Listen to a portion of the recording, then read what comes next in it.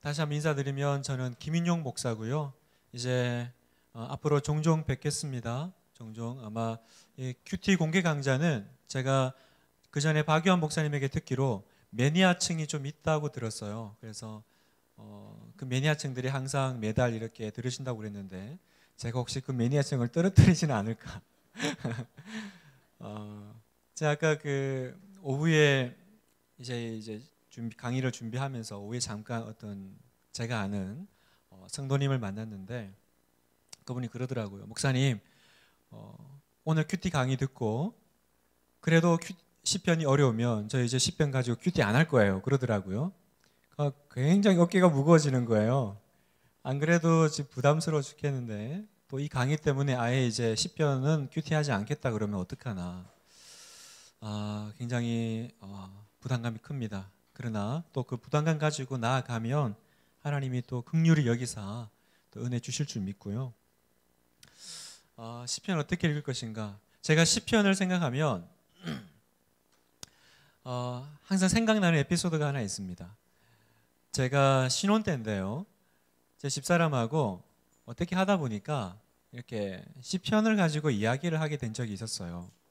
근데 이제 내기가 붙은 거죠. 내기가 붙은 건 어떻게 붙었냐면 시편 23편 내용입니다. 여호와는 나의 목자시니 내가 부족함이 없으리로다 하잖아요. 근데 이제 여기서 여호와는 나의 목자시니 내게냐 내가냐 이제 내기가 붙은 거예요.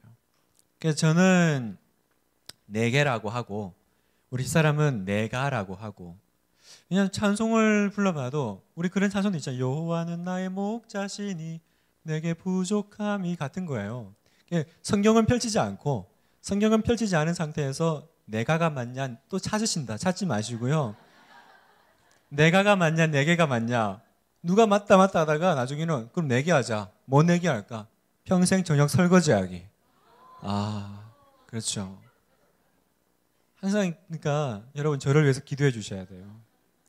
그래가지고 뭐 집사람이야 이럴 게 없잖아요. 이럴 게 없으니까 펼쳤더니 내가 한 거예요. 그래가지고 한동안 제가 저녁 설거지를 매번 거기에 매여서 했거든요. 근데 얼마 전에 개역 한글이 개역 개정으로 바뀌었잖아요. 개역 한 개정으로 바뀌어 보니까 네 개인 거예요.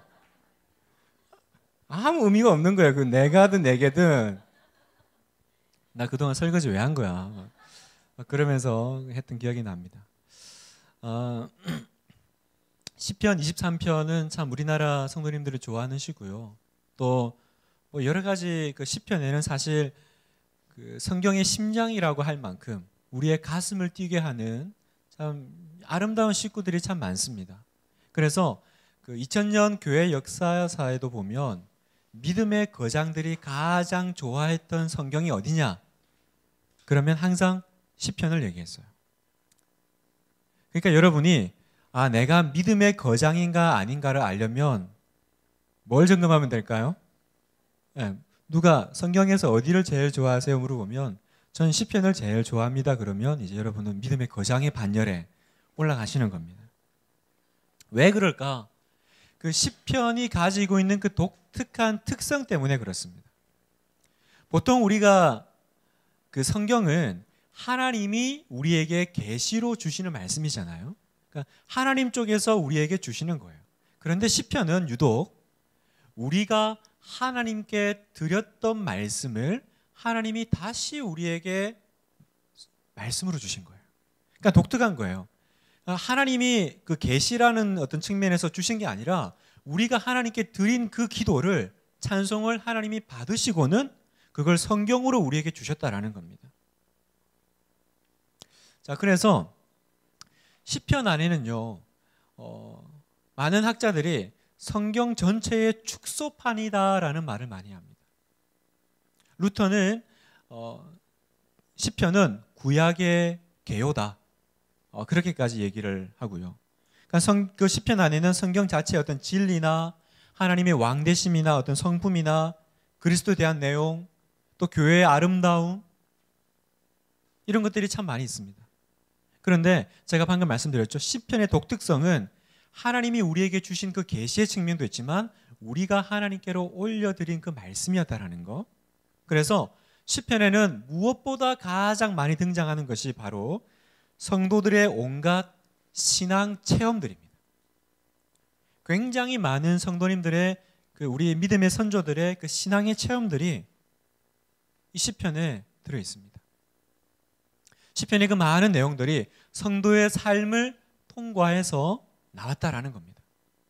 자, 여기서 성도의 삶을 통과했다라는 게 뭘까요? 기본적으로 하나님의 말씀이 우리에게 올 때는요, 항상 우리 속에서 반드시 변화를 일으킵니다.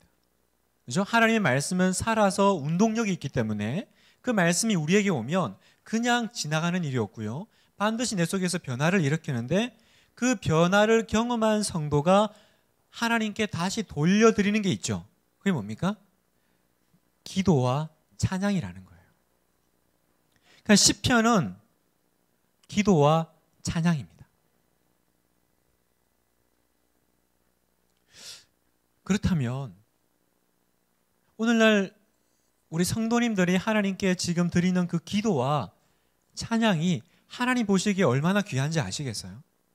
그냥 내가 혼자 앉아가지고 이렇게 기도하고 그냥 하나님 찬양하는 거, 그게 아니라 어떤 측면에서 보면 하나님께서 그것을 받으시고 우리에게 그 말씀에 의해서 변화된 우리의 심령과 영혼 가운데서 나오는 그 기도와 찬양을 성경에 넣을 만큼, 성경으로 지정해 주실 만큼 하나님은 너무 그것을 귀하게 보신다는 겁니다. 어거스틴은 시편이 영혼의 거울이라고 그랬습니다. 거울은 뭐죠? 나의 모습을 있는 그대로 비춰주는 거잖아요. 시편에는 우리가 엄청 기뻐하거나 또 엄청 슬퍼하거나 그 명암이 굉장히 뚜렷하게 다 들어가 있습니다. 그러니까 내가 굉장히 절망할 때의 모습도 시편 속에 찾을 수 있고요, 또 굉장히 소망 가운데 충만을 느낄 때도 그 시편 가운데 있습니다. 그러니까 그 체험들이 있으니까 내가 시편을 읽으면 마치 내 얘기 같은 거예요. 마치 내 얘기가 그대로 지금, 내 심정이 그대로 지금 시편에 그려져 있는 것 같은. 칼빈은 또 뭐라고 얘기했냐면 시편은 영혼의 해부도다. 해부도는 뭐죠? 거울은 우리의 겉모습을 비춘다면 해부도는 내 속에 있는 것. 그죠? 마치 내 영혼이 해부당한 것처럼, 엑스레이 찍힌 것처럼 사실은 사람들 앞에서 거룩한 척, 괜찮은 척, 있는 척 했지만 내 속에 문드러지고 속상하고 아픈 것들, 그 누구도 알아주지 못한 것들이 있거든요. 그런데 시편을 딱 읽어보니까 시편 기자가 내 마음에 있는 것들을 그대로 다 고백하고 있는 것을 보는 거죠. 내 언어인 거예요. 내 언어. 내 언어고 내 마음이고 내 영혼의 내용들이 다 들어있는 거죠. 그러니까 시편 앞에 서면 마치 내가 엑스레이 찍히는 것처럼 내 영혼의 해부대가 다 드러난 것처럼 그렇게 느낀다라는 겁니다. 그래서 뭐죠? 이거를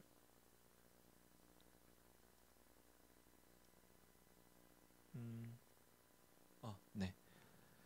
그래서 시편은 특별히 사랑받는 성경으로 항상 이렇게 애용되어 왔습니다.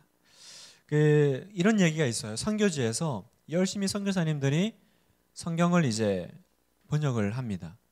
그래서 보통 이제 성경을 번역하는 순서가 신약부터잖아요. 이제 요한복음부터 열심히 번역을 해가지고 신약 성경을 번역을 한 다음에 이렇게 딱 내놓은 거예요.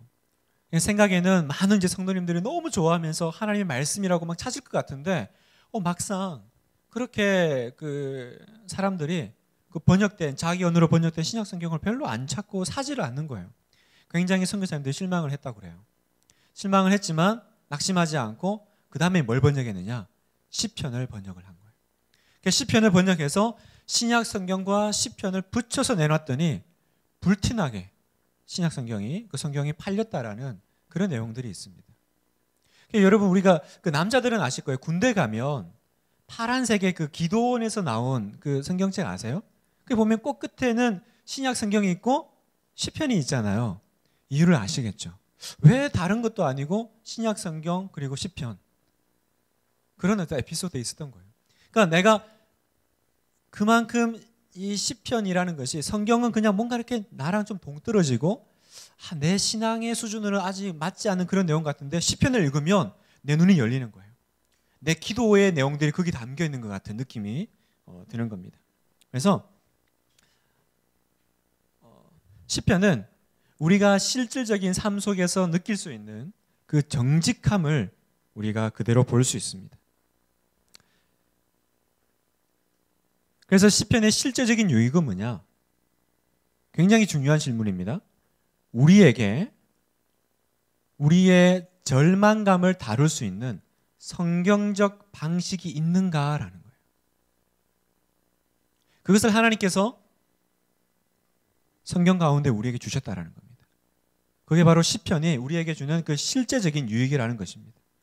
나의 절망감을 다룰 수 있는 성경적 방식. 우리는 때때로 의심과 절망과 고통을 경험합니다. 그런데 우리 속에는 그런 것들을 드러내는 것에 대한 이 두려움이 있어요. 그렇지 않나요? 뭔가 그런 내용들을 마치 드러내면 저 사람은 좀 신앙이 미성숙한 것 같고 뭔가 이렇게 믿음이 없는 것 같은 그런 어떤 시선을 받을까 봐, 그런 어떤 대우를 받을까 봐 두려워하는 마음이 우리 속에 있어요. 성경에 보면 이런 성경 구절이 있죠. 시편 88편에 여호와여 어찌하여 나의 영혼을 버리시며 어찌하여 주의 얼굴을 내게서 숨기시나이까. 이게 지금 불신자가 하는 얘기가 아니잖아요. 지금 시편 저자가 성도가 하는 얘기지 않습니까? 만약에 누군가가 이런 내용을 가지고 교회에서 대표 기도를 하면 아마 그 사람은 이제 앞으로 교회에서 대표 기도를 맡을 일은 없을 거예요. 어찌하여 내 영혼을 버리시며 그 사람들 앞에서 어찌하여 얼굴을 내게서 숨기시나이까. 물론 이렇게 대놓고 대표 기도할 때 하지는 않겠지만 적어도 우리 속에는 사람들 앞에서 혹은 내가 어떤 공동체나 다락방 안에서 이런 얘기하는 것이 그렇게 뭐라 그럴까요? 탐탁지가 않은 거예요.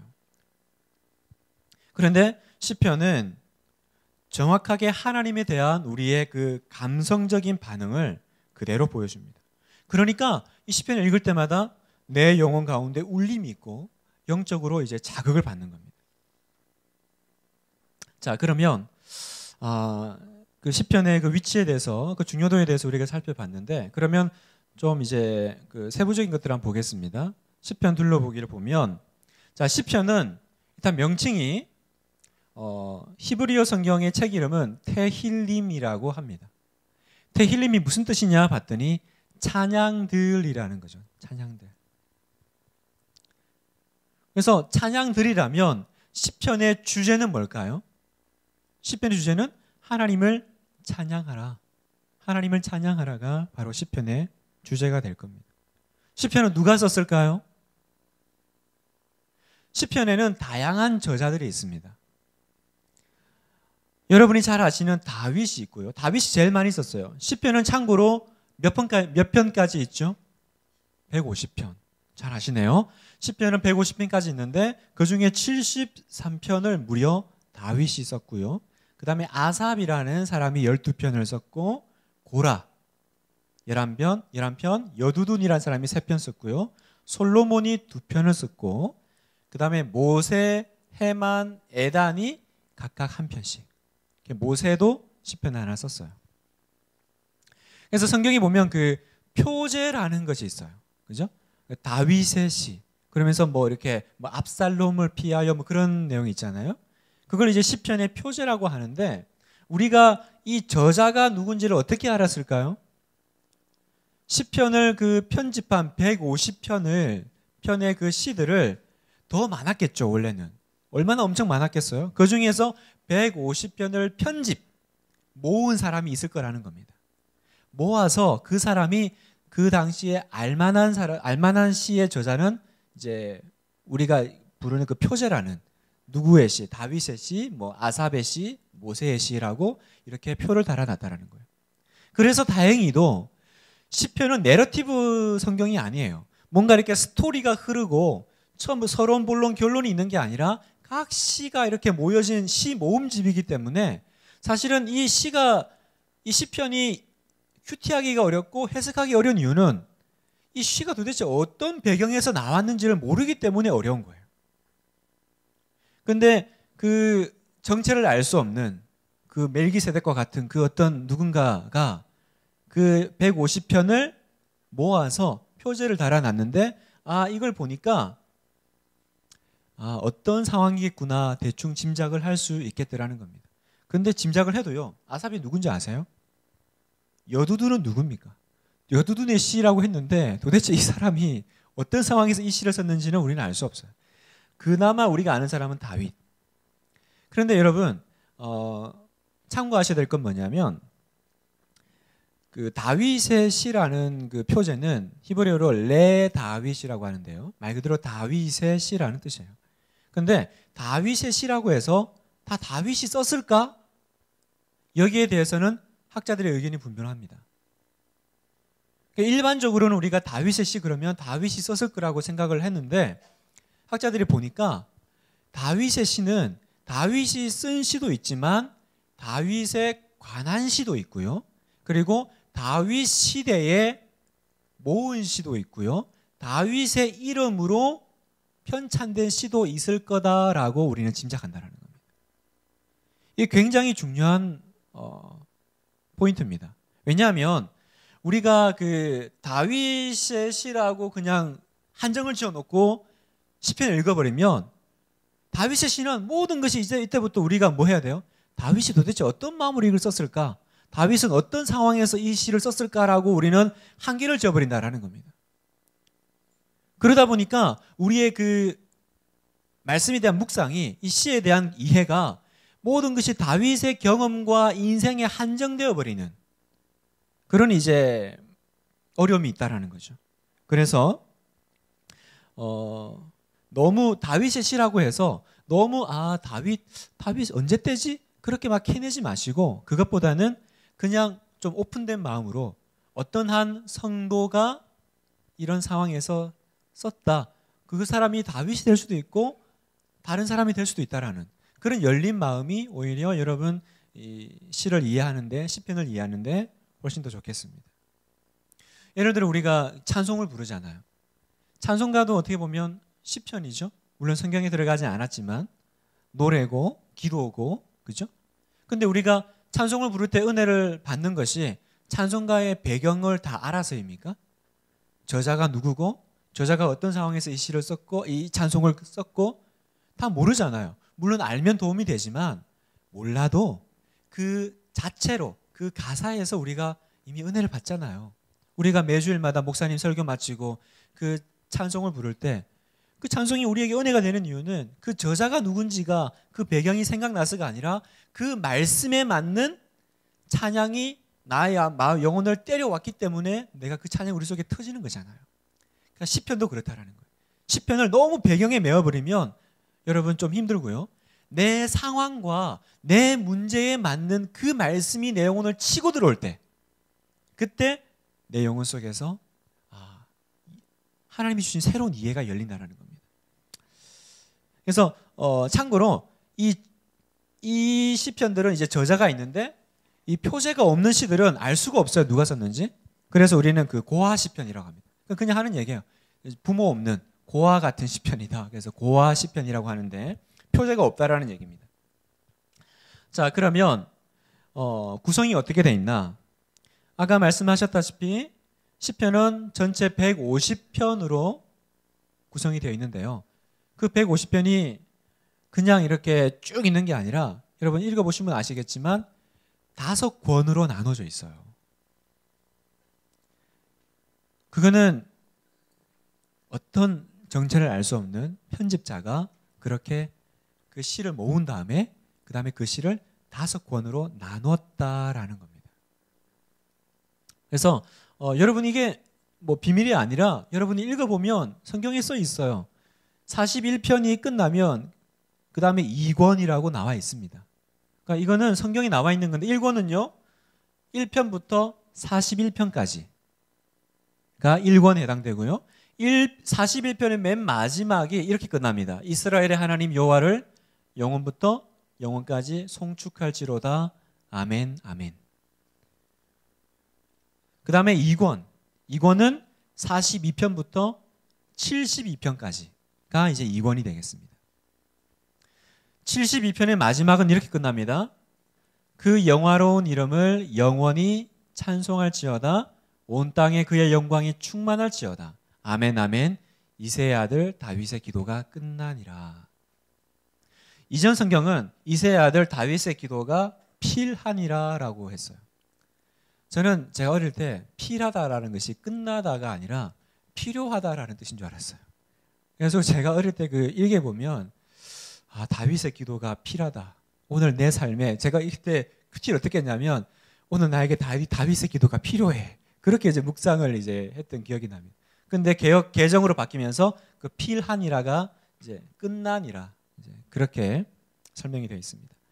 자, 그 다음에 3권은 당연히 73편부터겠죠? 73편부터 89편까지고요. 여호와를 영원히 찬양할지어다. 여호와를 영원히 찬양할지어다. 이렇게 끝나고요. 그 다음에 4편은 90편부터 106편까지가 4권입니다. 같이 한번 읽어볼까요? 어떻게 끝납니까? 시작. 여호와 이스라엘의 하나님을 영원부터 영원까지 찬양할지어다. 모든 백성들아 아멘 할지어다. 할렐루야. 5권입니다. 5권은 107편부터 150편까지가 이제 5권에 해당됩니다. 함께 읽겠습니다. 시작. 호흡이 있는 자마다 여호와를 찬양할지어다. 할렐루야. 자, 여러분 제가 지금 의도적으로 각 그 권이 끝나는 마지막을 이렇게 여러분에게 표시를 해놨어요. 이 마지막 이 구절들의 공통점이 뭘까요, 여러분? 찬양할지어다. 찬양할지어다. 그죠? 다 찬양할지어다요. 찬양할지어다, 송축할지어다, 찬송할지어다, 찬양할지어다, 그리고 어디입니까? 영원부터 영원까지 찬양할지어다. 마지막 아예 그냥 호흡이 있는 자마다 여호와를 찬양할지어다. 이 찬양할지어다라는 구절이 이 41편, 72편, 89편, 106편의 저자들이 썼다라는 설도 있고 편집자가 의도적으로 이 구절을 넣었다라는 이야기도 있습니다. 저자가 썼든 그래서 저자가 넣었기 때문에 편집자가 그 41편을 인위적으로 41편 위치에 놓았든지 아니면 편집자가 이 내용들을 자기가 그 내용 플러스 이 내용을 넣었든지 간에 지금 이 시편 저자가 원하는 건 뭘까요? 시편의 주제는 분명하다라는 거예요. 호흡이 있는 자는 여호와를 찬양해야 한다. 이게 시편이 계속해서 우리에게 던지는 메시지라는 겁니다. 그래서 시편의 핵심 메시지가 뭘까? 여러분이 이제 이 시편 전체 1편부터 150편까지를 쭉 살피시는데 그 살피는 내용들을 보면 여러 가지 주제가 있어요. 어떤 분은 하나님이 다스리시는 것이 시편의 주제다. 또 어떤 분은 의인의 삶, 또 어떤 분은 하나님 나라, 뭐 그런 여러 가지 이제 주제들이 있다고 합니다. 저는 이 시편이 편집자가 있다고 봐요. 그러니까 왜냐하면 우리가 지금 얘기를 계속 해오는 지금 흐름을 보면 이 시편의 저자들이 있지만 그것은 예전에 다 이렇게 산발적으로 이렇게 어딘가 흩어져 있던 건데 누군가가 그 중에서 그죠? 어떤 목적을 가지고 편집을 해서 모았다라는 거죠. 모아서 그 다음에 1편부터 150편까지가 그냥 아무렇게나 이렇게 배열된 게 아니라 뭔가 이렇게 의도를 가지고 배열을 했다라는 거예요. 그게 1권, 2권, 3권, 4권, 5권이고 그 마지막마다 이제 여호와를 찬양하라, 하나님을 송축할지어다라고 맺어졌다라는 겁니다. 그러면 여러분이 이 편집자예요. 내가 이 시편을 모은 사람이에요. 그러면 여러분 같으면 가장 핵심적인 중요한 시편을 어디다가 둘까요? 우리가 보통 글을 쓰면 가장 중요한 것은 어디에 있습니까? 맨 앞에 있거나 맨 끝에 있죠. 그렇죠? 그래서 시편의 서론이 있어요. 시편의 서론은 뭐냐면 시편 1편 복 있는 사람은입니다. 시편은 복 있는 사람은 악인의 꾀를 쫓지 아니하며 죄인의 길에 서지 아니하며 오만한 자의 자리에 앉지 아니하고 오직 여호와 율법을 즐거워하여 그 율법을 주 야로 묵상하는 자로다. 쭉쭉쭉 전에 시내까 하시면. 그리고 시편의 결론이 있습니다. 결론은 당연히 맨 마지막에 있는 시편 150편이겠죠. 호흡이 있는 자마다 여호와를 찬양하라. 자, 그러면 시편 1편이 시편의 서론이고 시편 50편 여호와를 찬양하라가 결론이라면 여러분이 한번 이 시편의 핵심 메시지를 한번 만들어 보세요. 한번 생각해 보세요. 뭘 원하고 뭘 의도했을까? 하나님과 언약을 맺고 그래서 그 언약의 결과로 하나님의 말씀을 받아서 그 하나님의 말씀대로 살며 그 말씀을 묵상하고 살아가는 사람이 복 있는 사람이다라는 거예요. 성경에서 말하는 복 있는 사람은 누구냐? 복 있는 사람은 악인의 꾀를 쫓지 아니하고 죄인의 길에 서지 아니하고 오만한 자의 자리에 앉지 않아요. 왜 그럴까요? 왜 그럴까요? 여러분 잘 아셔야 돼요. 불신자들이라고 무조건 나쁜 게 아닙니다. 불신자들도 악인의 꾀, 오만한 자의 자리 안 좋은 거 알아요. 그런데 왜 그 사람들은 거기에 있을까요? 이유는 하나입니다. 거기가 성공하는 자리니까. 거기가 복 있는 자리라고 세상이 말하니까. 그래서 비록 그것이 악인의 꾀라 할지라도 세상은 그 자리로 간다라는 거예요. 야, 그렇게 살면 안 돼. 요새 세상이 어떤 세상인데 믿음 가지고 살아. 어떻게 신앙 가지고 살아. 세상은 그렇게 사는 거 아니야. 세상은 이렇게 해야 돼. 그때 우리는 나는 복 있는 사람의 자리에 설 거다라는 고백을 하라는 겁니다. 그런데 그 복은 세상이 말하는 복이 아니에요. 그 복은 하나님이 인정해 주시는, 그죠?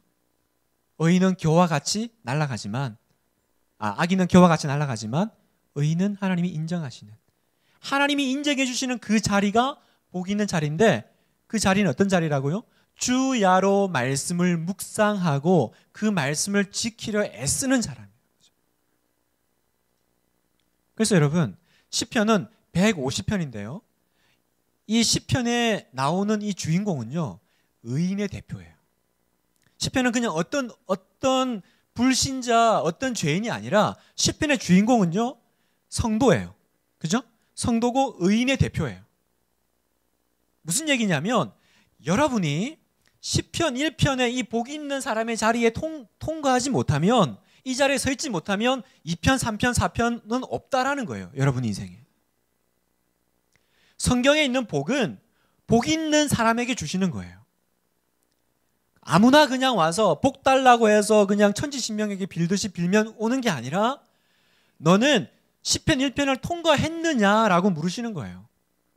시편 1편을 통과한 사람에게 주시는 모든 복이 시편 150편의 모든 내용이라는 겁니다. 이해되시죠? 그러니까 시편 1편이 굉장히 중요해요. 여러분 오늘 집에 가셔서 시편 1편을 다시 묵상해 보세요. 나는 이 1절부터 마지막 절까지를 통과한 사람인가? 이 말씀이 나를 통과해서 나왔는가? 그래서 하나님의 말씀이 나에게 와서 나도 변화를 받아 하나님께 다시 올린 것이 시편이라면 내 삶 가운데도 그런 고백이 있는가? 그것이 있는 사람은 뭐예요? 호흡이 있는 자마다 여호와를 찬양한다라는 겁니다. 네, 복 있는 사람은 하나님을 찬양하는 거예요. 반대로 하나님을 찬양하지 않는 사람은 어떤 사람이라고요? 복 있는 사람이 아니죠. 그리고 하나님과 아무런 관계가 없는 사람이라는 겁니다. 찬양이 굉장히 중요한 거예요. 여러분. 찬양은 내가 그냥 오늘 저 곡 멜로디가 좋아, 나는 이런 풍의 노래를 좋아해, 그런 수준이 아니라는 거예요. 내가 누군가를 증명하는 나의 정체성의 노래라는 거예요. 여러분이 하나님을 찬양하세요? 여러분은 하나님과 관계 있는 사람이세요. 여러분의 입술에서 하나님에 대한 찬양이 흘러나오세요? 여러분은 복 있는 사람이라는 겁니다. 그러니까 성도의 찬양, 성도의 기도는 너무너무 중요한 거예요, 여러분. 자, 그러면 계속해서 보겠습니다. 참고로 그 1권부터 5권까지가 있는데 그 성경에는 여러 가지 이제 그 양식들이 있어요. 한번 보겠습니다. 시편의 문학적인 특성인데 성경이 그 150편을 성경이 나눠준 방식, 그러니까 1권부터 5권까지가 성경이 나눠준 방식이잖아요. 그런데 학자들이 20세기에 들어와서 이제 뭐 연구를 해봤더니 각 시편이 그 고유의 공통적인 형식이 있더라는 겁니다. 그냥 이렇게 뭐 5만 가지의 종류의 시가 아니라 대충 정리를 해보니까 손에 꼽히는 이 종류의 그 문학적인 특성이 보이더라는 거예요. 그 대표적으로 이제 그 세 가지가 뭐냐면 이제 시편에 가장 많이 나오는 건데 바로 감사하는 내용이 많고요. 두 번째 찬양하는 내용이 많고요. 세 번째 간구하는 내용이 가장 많더라는 겁니다. 찬양, 감사, 간구. 간구는 다른 말로 애가라고도 합니다. 그러니까 하나님 달라고 하는 거기도 하지만 하나님 저 너무너무 원통합니다. 저 좀 살려주세요 하나님. 이제 그런 내용들. 그게 이제 중요한 세 가지고요. 이제 그 나머지가 이제 또 여러 가지가 있는데 뭐 제왕시, 흔히 말하는 이제 메시아시라고 하는 예수님이 보이는 시들이 보이고요. 그 다음에 지혜시, 그리고 신뢰의 시.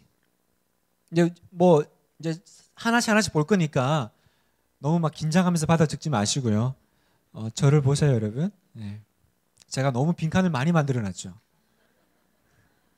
제가 만들고 나서 우리 전사님 보여드렸더니 야 이거 절대로 졸지 못하겠는데요, 이러더라고요. 빈칸이 너무 많아가지고 나중에 이제 보면 이제 다 답 가르쳐 드릴 테니까. 그래서 먼저 보겠습니다. 그래서 그 20세기 초에 이 모든 것들을 이제 찾아낸 이제 학자 이름이 이제 군켈이라는 사람인데요. 이 사람이 보니까 이제 한 6, 7가지가 있는데 그거 이제 우리가 뭐 평신도 입장에서 다 뭐 세세하게 알 필요는 없고 중요한 것만 우리가 한번 보도록 하겠습니다. 이걸 알면 여러분이 그냥 시를 읽는 것이 아니라 지금 이 시는 어떤 형식이구나, 이 시편은 어떤 형식이구나, 그러면 그 시의 구조가 보여요. 구조가 보이면 그 다음에 내가 그 시를 조금 더 내가 이렇게 뭐라 그럴까 이해하기가 편해지는 겁니다. 첫 번째가 찬양시인데요. 시편에서 제일 짧은 시가 몇 편인지 여러분 아세요? 시편에서 제일 짧은 시. 제일 긴 시는 아시죠? 시편 119편이 제일 길어요. 엄청 길어요. 그래서 시편 119편 읽을 때 다 짜증을 내세요. 이렇게 너무 기니까. 특히 뭐 하루에 장수 정해놓고 읽으시는 분들은 뭐 그냥. 근데 제일 감사할 때가 있죠. 성경 한번 펼쳐보실까요? 시편 117편. 시편 117편을 누가 한번 찾아서 감격스러운 어조로 이렇게 감사한 성경이 있다니 누가 한번 읽어주세요. 117편.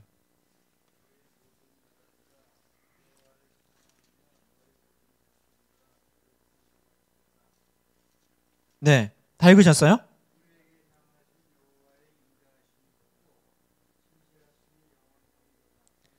네, 끝. 1절과 2절. 제가 어릴 때 제가 설교도 한번 말씀드린 적이 있나? 제 아버지가 아주 이제 그 개척교회 목사님이셨는데 하루에 성경을 무조건 20장을 읽어야 밖에 내보내주는 거예요. 그러니까 성경을 20장을 안 읽으면 나갈 수가 없는 겁니다. 그러면 이제 성경을 읽으면 이제 장수를 읽잖아요. 그러면 117편이 제일 고마워요. 이런 성경은 칭송받아 마땅해요. 그죠? 근데 119편 읽으면 이제 막 내 속에 이제 탄식시가 나오는 거예요. 주여 내 심사를 통촉하시고 어찌하여 막 이러면서 이제 분노를 이제. 이 117편이 대표적인 이제 찬양시예요. 찬양시는 여러분 그 구조를 보시면요. 이렇게 진행됩니다. 먼저 찬양으로 불러요, 여러분을. 여호와를 찬양하라. 아니면 할렐루야. 할렐루야가 뭐죠? 여호와를 찬양하라잖아요. 그러니까 먼저 불러요. 여호와를 찬양합시다, 여러분. 찬양해요. 그 다음에 왜 찬양하는지 그 이유와 내용을 설명합니다. 내가 찬양하는데 그의 능하신 행적과 그 구원과 그 내용들 때문에 내가 찬양한다. 혹은 우리 하나님의 어떤 성품, 하나님의 하나님 되심을 보고 놀라가지고 찬양하는 거. 그 다음에 그렇게 이제 내용을 말한 다음에 다시, 그러니까 여러분 우리 찬양합시다. 할렐루야. 이렇게 찬양을 다시 요청을 하죠. 제가 그 찬양시가 있고 감사시가 있고 이제 강구시, 애가가 있다 그랬는데, 여러분 참 그 찬양시와 감사시의 차이가 뭘까요? 얼핏 보면 찬양시도 감사시 같고 감사시도 찬양시 같아요. 근데 찬양시와 감사시는 비슷하긴 한데 거의 구분하기가 좀 어려울 때가 있습니다. 학자들은 그렇게 나눠놨지만 우리는 보면 이게 찬양시인지 감사시인지 그놈이 그놈 같은. 근데 뭐가 찬양시다라는 것을 알 수 있냐면 찬양의 그 여러분 그 정의를 내려보면 알 수 있어요. 찬양은 뭐죠? 찬양은 어떤 그 존재가 가지고 있는 가치와 진가를 인정하고 알아주는 것이 찬양이에요. 어떤 존재가 가지고 있는 가치, 그 진가. 여러분 부모님을 존경하는 거하고 부모님께 감사하는 거하고는 다르죠? 그게 그겁니까? 부모님을 존경할 때는 그 부모님의 그 존재와 그 부모님의 그 있는 그대로의 내가 어떤 뭐라 그럴까요? 내용들을, 그죠? 내 마음을 담아서 표하는 거잖아요.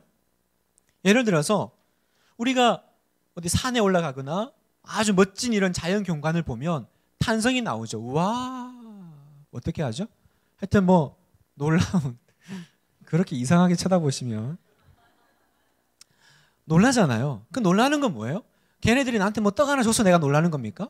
우와우, 나 했더니 갑자기 내 손에 뭐가 이렇게 잡힌데 보니까 도토리 한 줌 이렇게 있고, 그런 게 아니잖아요. 그냥 그 자체가, 그 가치가, 그 진가가 나에게 확 다가온 거잖아요. 그랜드 캐년이나 아니면 어디 뭐 올라온 어디 뭐 하다못해 우리나라 뭐 설악산 올라가도 그거 보고 우와 놀라잖아요. 그 자체로서, 그죠? 어떤 그 미술 작품을 보면 그 자체로서 놀라잖아요. 감탄하잖아요. 멋지다 말해줘. 그 진가를 알아주는 거. 그게 이제 성경어로 표현하면 이제 찬양인 거예요. 찬양. 하나님은 우리에게 하나님을 찬양하라 그러셨어요. 그러면 어떻게 찬양하면 되나요? 하나님이 나한테 해준 게 별로 없는데 내가 꼭 찬양해야 되나요? 찬양시는 그런 게 아니라는 거예요. 찬양시는 하나님이 뭘 나에게 해줬기 때문에 내가 하나님께 찬양을 올려드리는 것이 아니라 하나님 그 자체를 놓고 내가 표현하는 거예요. 하나님 대단하십니다. 하나님 놀라우십니다. 하나님 원더풀. 하나님 진짜 어쩜 이렇게 기가 막히게. 이야, 그게 하나님을 찬양하는 거예요. 그래서 성경에 보면 이 백성은 나의 찬양을 위해서, 그죠? 하나님을 찬양하게 하려고 만드셨다고 하셨죠? 찬양은 내가 꼭 노래하는 것이 아니라 내가 그냥 감탄하시면 돼요. 지금 밖에 눈이 옵니다. 여러분 오늘 눈 오는데 오시느라 애쓰고 수고 많으셨죠? 전 사실 오늘 한 분도 안 오실 줄 알았어요. 얼마나 감사했는지 몰라요. 어차피 부담스러운 거 안 오면 차라리 오셨는데 눈 보면서 이제 여기 이제 몸은 어쨌든 와서 들으시는데 만약에 이제 커튼이 이제 치워져 있다면 눈을 보면서 아유 집에 어떻게 가나, 오늘 밤에 지하 주차장이 다 세웠다, 뭐 끝날 시간 가면 이미 내 자리는 없겠죠. 그러면 내 차는 이제 밖에 다 세워졌을 거고, 또 눈밭이 미끄럽고, 그게 아니라 하나님이 만드신 이 눈, 때만 되면 오는 이 눈. 그리고 왜 눈은 항상 하얄까요? 세상은 이렇게. 무슨 말인지 아시겠어요? 칭찬해 드리는 거예요. 칭찬. 그러니까 찬양은 꼭 노래하고 뭔가 이렇게 뭐 여호와를 찬양하라 할렐루야 그렇게 외쳐서가 아니라 칭찬거리를 찾는 거예요. 하나님 놀라우세요. 하나님 대단하세요. 하나님 칭찬해 드리고 싶어요. 우리 하나님 최고. 그래서 찬양시에는요, 찬양시는 대표적으로 뭐 시편 8편, 29편, 뭐 96편 이런 시들이 찬양시인데, 찬양 시에는 대표적으로 많이 나오는 게 있어요. 그건 뭘까요? 하나님을 찬양해야 되니까 하나님이 어떤 분이신지가 많이 나와요. 하나님의 성품과 하나님의 왕되심과 하나님의 성실하심에 대한 것들이 많이 나옵니다. 그러니까 여러분이 큐티를 하실 때 이게 찬양시다. 그러면 뭘 중점으로 봐야 될까요? 하나님이 어떤 분이신지를 찾아내야 되시는 거죠. 여기서는 하나님이 어떤 분이실까? 하나님 이런 분이시구나. 여러분, 신자와 불신자의 차이가 뭡니까? 그 유리 가가린이, 그 구소련의 우주 조종사 유리 가가린이 우주에 나가가지고 했던 유명한 말이 있죠. 내가 우주에 나와보니 하나님 없던데? 그렇게 얘기했어요. 실제로 그 당시에는 여기서 우리가 지구상에 사니까 모르는 거지, 우주에 나가면 뭔가 천국도 보일 거고 뭔가 이렇게 하나님 같은 뭔가 있지 않을까라고 이제 생각했던 것 같아요. 나가서 보니까 아주 그냥 예쁜 지구만 있으니까 다 예쁘다, 아름답다. 근데 하나님은 없는데? 이게 불신자예요. 근데 신자는 어떻게 하죠?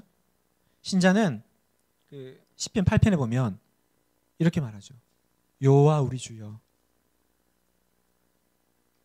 그 뭡니까? 갑자기 생각이 안 나는데. 주의 영광이 어찌 그리, 주의 이름이 온 땅에 어찌 그리 아름다운지요. 주의 영광이 하늘을 덮었나이다. 자연을 보면서 뭘 생각해내요? 자연을 보면서 자연 아름답다. 근데 하나님은 없는데? 가 아니라 자연을 보면서 여호와의 이름이 어찌 그리 아름다운지요. 이 자연하고 하나님은 무슨 상관이 있어요? 주의 영광이 온 땅을 덮었나이다. 영광이 어디 보이는 거예요 도대체? 그 영광은 어떻게 생겨먹은 거예요? 근데 신자의 눈에는 보이는 거예요. 여러분이 신자면 이게 나오는 겁니다. 그래서 그런지 제 주변의 모든 성도님들은 어디 좋은 데 데리고 가면, 좋은 걸 보면 꼭 이 찬양을 부르더라고요. 주 하나님 지으신 모든 세계. 어디서 세뇌 교육을 받은 것 같아요. 다 그 노래를 불러요. 신자의 모습이에요. 여러분, 불신자가 그러지 않아요. 세상을 보면서 참 아름다워라 주님의 세계는 없어요. 어리석은 자는 그 마음에 이르기를 하나님이 없다 하도다. 하나님이 없으니까 찬양할 일도 없죠. 근데 우리는 있어요. 근데 여기서 잠깐 사족을 좀 달자면, 신자들 가운데도, 그러니까 여러분, 그 죄인을 정의 내릴 때 우리가 이 시편 뭡니까? 어리석은 자는 그 마음이 이르기를 하나님이 없다 하도다라고 하는 그 시편 14편을 굉장히 많이 인용해요. 저도 그렇게 많이 인용했어요. 설교할 때마다. 여러분, 죄인이 누군지 아세요? 그 마음에 하나님이 없는 사람이 죄인이에요. 근데요, 제가 어느 날도 아니죠. 이거 준비하다가, 그러면 신자는 그 마음에 이르기를 하나님이 없다 하도다라고 하는 적 없나? 그 충격을 저한테 딱 주시는 거예요. 나는 이 말씀은 무조건 불신자에게만 적용되는 말씀인 줄 알았거든요. 근데 하나님이 너도 그러잖아. 김인효 목사야. 너도 표현하지 않지. 말 그대로예요. 마음에 이르기를 하나님 없다. 하나님이 있으면 어떻게 큐티 공기가 이제 첫날 이렇게 눈이 올 수 있나? 하나님 있을 수가 없어.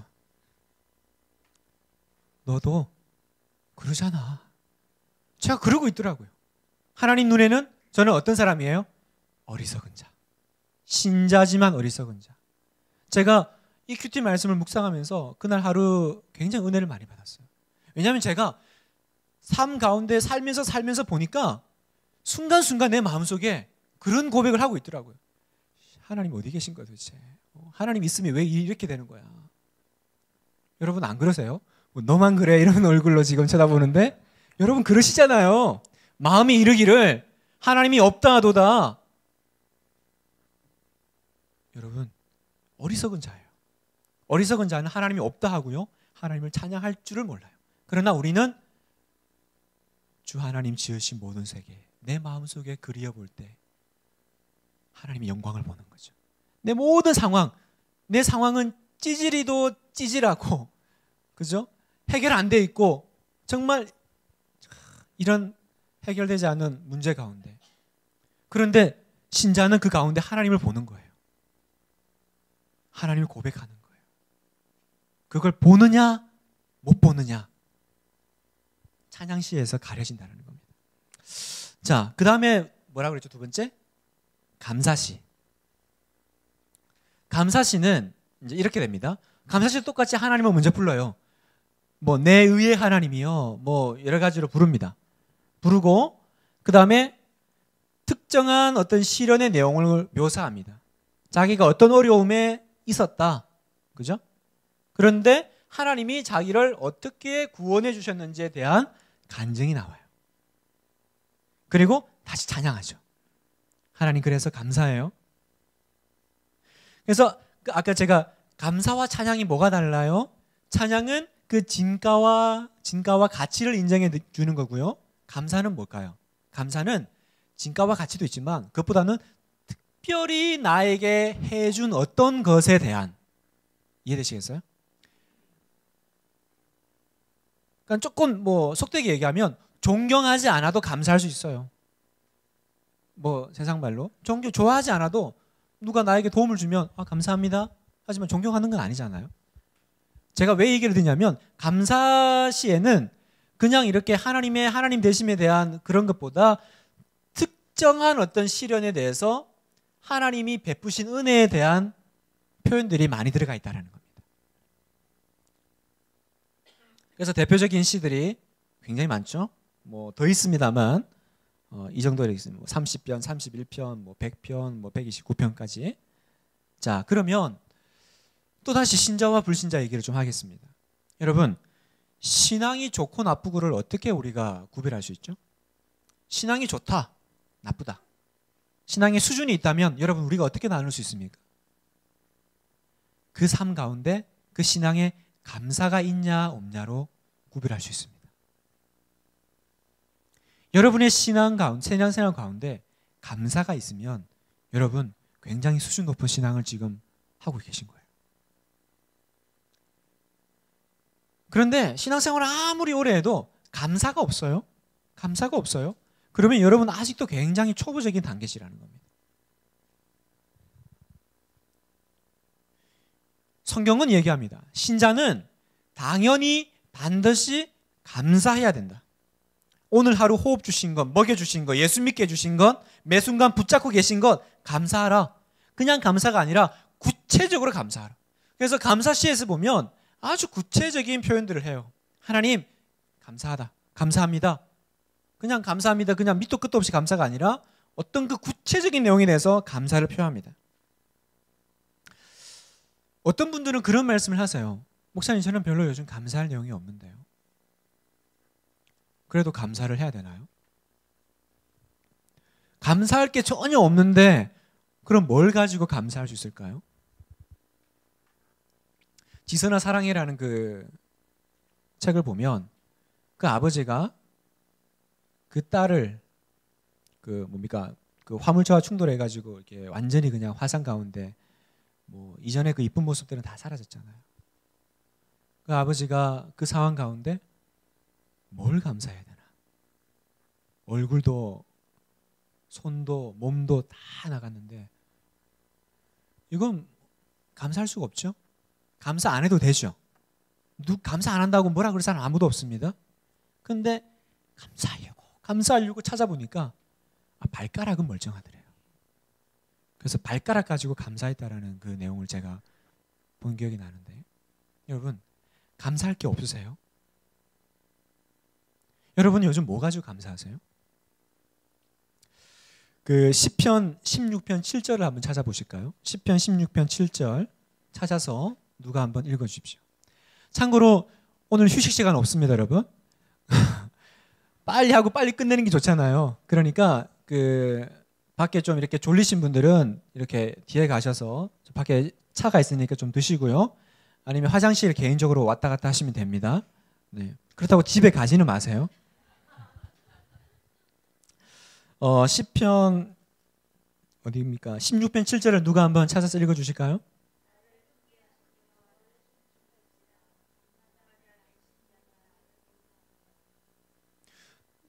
그게 내 심장이라고 돼 있어요? 이게 그 개정이 되면서, 그렇죠. 왜냐하면 요즘 성경은 밤마다 내 양심이 나를 교훈하도다라고 되어 있고요. 옛날 성경은 밤마다 내 심장이 나를 교훈하도다 되어 있어요. 근데 원문은 심장이에요. 원문은 심장인데 이거 여러분 어떻게 이해하세요? 밤마다 내 심장이 도대체 나에게 뭘 가르쳐 주는 거죠? 의사들이 그런 말을 한답니다. 사람이 움직이려면, 그러니까 예를 들어서 사지가 움직이려면 그냥 움직이는 게 아니에요. 어디선가 에너지원을 받아야 이게 움직이는 거예요. 그러면 그 몸에 내 몸을 움직이게 하는 그 에너지는 어디서 옵니까? 자꾸 보니까 그것이 내 심장에서 오더라는 거예요. 그러니까 심장이 펌프질하고 내가 잘 때나 깰 때나 항상 띄워주니까 그 영양분이 공급되고 피가 돌고 이렇게 하면서 내가 이제 움직이더라는 거예요. 그럼 그 다음 질문. 그러면 심장은 어떻게 뛰는 거죠? 심장은 어디서부터 에너지를 받아서 뛰는 거죠? 그건 모르겠다라는 거예요. 우리가 잘 때 심장도 같이 쉽니까? 잘 때 이렇게 심장도 같이 손대보면 이제 점점 이렇게 맥박수가 줄어들면서 이제 취침 모드로 들어가나요? 그러지 않죠. 뛰죠. 얘는 왜 뛰는 거죠? 내 의식과 내 모든 어떤 그 컨트롤하는 부분들이 다 꺼져버리는 그 수면 시간에 얘는 왜 뛰는 거죠? 누가 뛰게 하는 거죠? 내가 뛰게 하는 건 아닌데. 내 팔다리는 심장에서 에너지를 받는데 이 심장은 어디서 에너지를 받는 걸까요? 하나님이 주시는 거라는 거예요. 의학에서는, 과학에서는 그냥 뛰는 거야. 그 뛰다가 멈추면 죽는 거야. 그게 생물학적으로 얘기합니다. 그러나 성경은 뭐라고 그래요? 네 심장을 내가 붙잡고 있다라는 거예요. 밤마다 내 양심이, 물론 이 성경 구절은 여러 가지로 해석될 수 있겠지만 저는 이렇게 그냥 이전 그 개역 한글, 개역 개정 전에 개역 한글 버전이 참 좋아요. 밤마다 내 심장이 나를 교훈한다. 내가 아침에 눈 떠보니까 심장이 뛰고 있는 거예요. 심장이 뛰니까 내가 아침에 눈을 떴겠죠. 내가 왜 살아있습니까? 아침에 눈을 떠진 거는요, 여러분이 어저께 눈을 감고 잤는데 자연적으로 떠진 게 아니고 하나님이 그 심장을 붙잡고 계셨기 때문에 여러분이 아침에 눈이 떠진 거예요. 믿으시죠? 여러분 스스로 뗀 게 아니에요. 뭘 감사해야 됩니까? 밤마다 내 심장이 나에게 교훈해 주는 거는 하나님이 매 순간 네 심장 박동이 1초에 한 번씩 뛸 때마다 하나님이 너를 찾아오신다는 거예요. 하나님이 지금도 여러분을 찾아오고 계세요. 그래서 나는 감사하는 거예요. 나 가진 것 없어도, 나 지금 아무런 해결된 거 없어도 나는 감사할 수 있습니다. 왜? 지금도 내가 호흡하고 내 심장이 뛰고 있기 때문에. 여러분 이거 알면 굉장히 행복해져요. 하나님 어디 계세요? 하나님이 날 잊으신 거 아니에요? 하나님이 내 기도를 듣고 계세요? 하나님이 나에게 은혜를 주시는 거 맞으세요? 라고 물을 때 딴 거 하지 말고, 성경도 안 읽히고 기도도 안 되거든, 그냥 손을 들어서 이렇게 딱 대보세요. 아, 여기입니까? 여기도 뛰잖아요, 여러분. 뭐 어쨌든 뛰는 데다가 손을 딱 대고, 아, 뛰고 있죠? 그건 뭐예요? 이건 저절로 뛰는 게 아니다. 하나님이 1초에 한 번씩 내가 너에게 또 찾아왔다. 또 찾아왔다. 내가 너 또 붙잡고 있어. 그 메시지를 내 심장이 나에게 교훈하는 겁니다. 감사되죠? 그래서 저도 어떤 우울증이 오고요, 낙심이 올 때, 그날 밤에 잠잘 때 하나님 차라리 오늘 밤 저를 데려가시면 좋겠어요. 내일 아침에 눈이 안 떠졌으면 좋겠어요. 그럴 때 있잖아요, 여러분. 그냥 이 상황 가운데 그냥 다 내려놓고 하나님 데려갔으면 좋겠어요. 근데 아침에 눈이 딱 떠지는 거예요. 얼마나 야속한지. 눈 떠졌는데 천국인 줄 알았는데 그 지긋지긋한 그 왼수 같은 뭐 상황들. 근데 그 눈 떠졌을 때 어떻게 감사를 내뱉을 수 있죠? 하나님이 또 밤마다 나에게 교훈해 주셨구나. 나에게 눈이 떠졌다라는 건 뭐예요? 하나님이 오늘도 내 인생 하루 가운데 찾아오시겠다라는 징표라는 거예요. 찾아와서 내가 오늘 너에게 은혜 줄 테니까 눈만 떠지면 잔소리하지 말고 일어나서 일하라는 거예요. 눈만 떠지면 그 상황 가운데 나가서 기도하고 도전해 가라는 거예요. 어느 날 눈이 안 떠질 때가 올 겁니다, 여러분. 아무리 눈을 뜨려고 그래도 눈이 안 떠질 때가 올 거예요. 그때는 끝난 거예요. 그때는 천국 가시면 돼요. 그때는 이 땅에서는 더 이상 하나님이 은혜 안 주시는 거예요. 가나안 땅 들어가시는 거죠. 만나는 광야 때만 주는 거죠. 광야 끝나면 만나는 내리지 않고 이제 젖과 꿀이 흐르는 땅으로 가는 거죠. 이 땅에서는 하나님이 반드시 만나를 주시겠다고 약속하십니다. 아침에 눈이 떠져요. 감사합시다. 감사시. 하나님이 나에게 해결되어 주신 것 없어도 나는 감사할 수 있다. 이것이 바로 신앙이 좋냐 나쁘냐를 구분짓는 거라는 겁니다. 자, 그 다음에 세 번째 뭐였죠? 탄식시. 애통해야 하는 겁니다. 나 힘들어요 하나님. 나 죽겠어요 하나님. 그냥 가감 없이. 이러면 나 진짜 죽어요. 죽어도 좋아요? 뭐 요즘 말로 거의 뭐 그런 표현이에요. 그걸 그냥 가리지 않고 숨기지 않고 그냥 있는 그대로 표현합니다. 그래서 시편의 3분의 1이 애가예요. 사실은 150편 중에 3분의 1이 거의 애가 단식하고 간구하고. 우리랑 비슷하죠. 여러분도 3분의 1이 단식이잖아요. 예? 신학의 3분의 1이 단식이잖아요. 죽겠어요 하나님. 그런데 단식이 나옵니다. 자, 구조는 이렇습니다. 하나님을 불러요. 언제나 하나님 부릅니다. 그리고 자기가 현재 당하는 고통을 말합니다. 그리고 이 고통을 면하게 해달라고 호소합니다. 그 고통은 질병일 수도 있고요. 아니면 내 마음일 수도 있고, 아니면 사람 관계일 수도 있고, 하나님과의 관계일 수도 있습니다. 어쨌든 지금 고통을 면하게 해달라고 호소하고, 아니면 아예 원수를 복수해달라고 해요. 근데 성경에도 원수를 복수해달라고 그러나? 예수님은 원수도 사랑이라 그랬는데 왜 구약과 신약이 이렇게 매칭이 안 되는 거지? 그래서 구약의 하나님은 무서운 하나님. 도울 김용옥 씨가 자주 인용하죠. 여기서 말하는 원수에게 복수해달라는 건요, 그 사람을 죽여달라는 것이 아니라 하나님 공의를 세우세요라는 뜻이에요. 하나님 지금 내가 이렇게 지금 당하게 된 상황이 옳아요 하나님? 옳지 않잖아요. 하나님 정의를 세워주세요. 그 뜻입니다. 그래서 원수에게 복수해달라. 원수에게 이런 기도도 하는구나. 하나님 저 인간을 죽여주세요. 그래서 오늘부터 그 이름을 딱 벽에 적어놓고 하나님 그러시는 게 아니라 하나님 당신의 뜻이 하늘에서 이루어진 것 같이 땅에서도 이루어지게 해주세요. 당신의 공의는 어디 있습니까? 지금 저 사람이 문제가 아니고 하나님 이 상황이 옳은 게 아니잖아요. 그 얘기예요.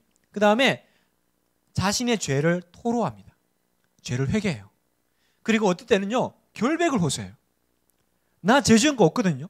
내가 뭐 잘못했습니까? 그럴 수 있습니다 여러분. 성경이 우리에게 보여주는 거는 뭐라 그러죠? 어려운 고난과 고통은 죄의 결과물이라고만 할 수는 없다. 예요. 여러분이 물론 잘못했죠. 우리가 잘못하긴 했는데 의인에게도 고난이 올 수 있다라는 것을 보여주는 성경이 있죠. 어디입니까? 욥기. 그죠? 의인도 고난 받을 수 있다라는 거. 그래서 시편 저자는 성도는 결백을 호소하기도 합니다. 뻔뻔하다고 느끼실 분이 있을지 모르겠지만 아니에요. 할 수 있어요. 그리고 중요한 것이 있습니다. 구원해 주실 것을 믿고 미리 확신과 신뢰를 보여드립니다. 해결된 게 아닙니다, 여러분. 해결 안 됐는데 미리 확신과 신뢰를 보여드리고 또 찬양과 감사로 마무리가 됩니다.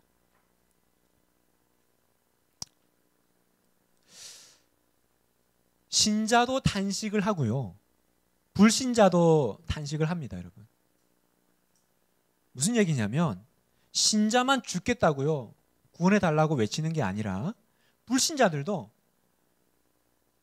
자기가 어떤 어려운 일을 당하면 뭔가 알 수 없는 신에게 구합니다. 도와달라고. 나를 살려달라고. 그리고 뉘우치기도 하고요. 그죠? 그러면 여러분 신자의 탄식과 이 불신자의 탄식의 차이가 뭐죠? 신자는 더 뜨겁게 탄식하고 회개하니까 하나님이 용서해 주시는 건가요? 신자는 더 애절하게 막 눈물도 흘리고, 불신자는 안 그렇기 때문에 그런 겁니까? 신자와 불신자의 기도의 차이는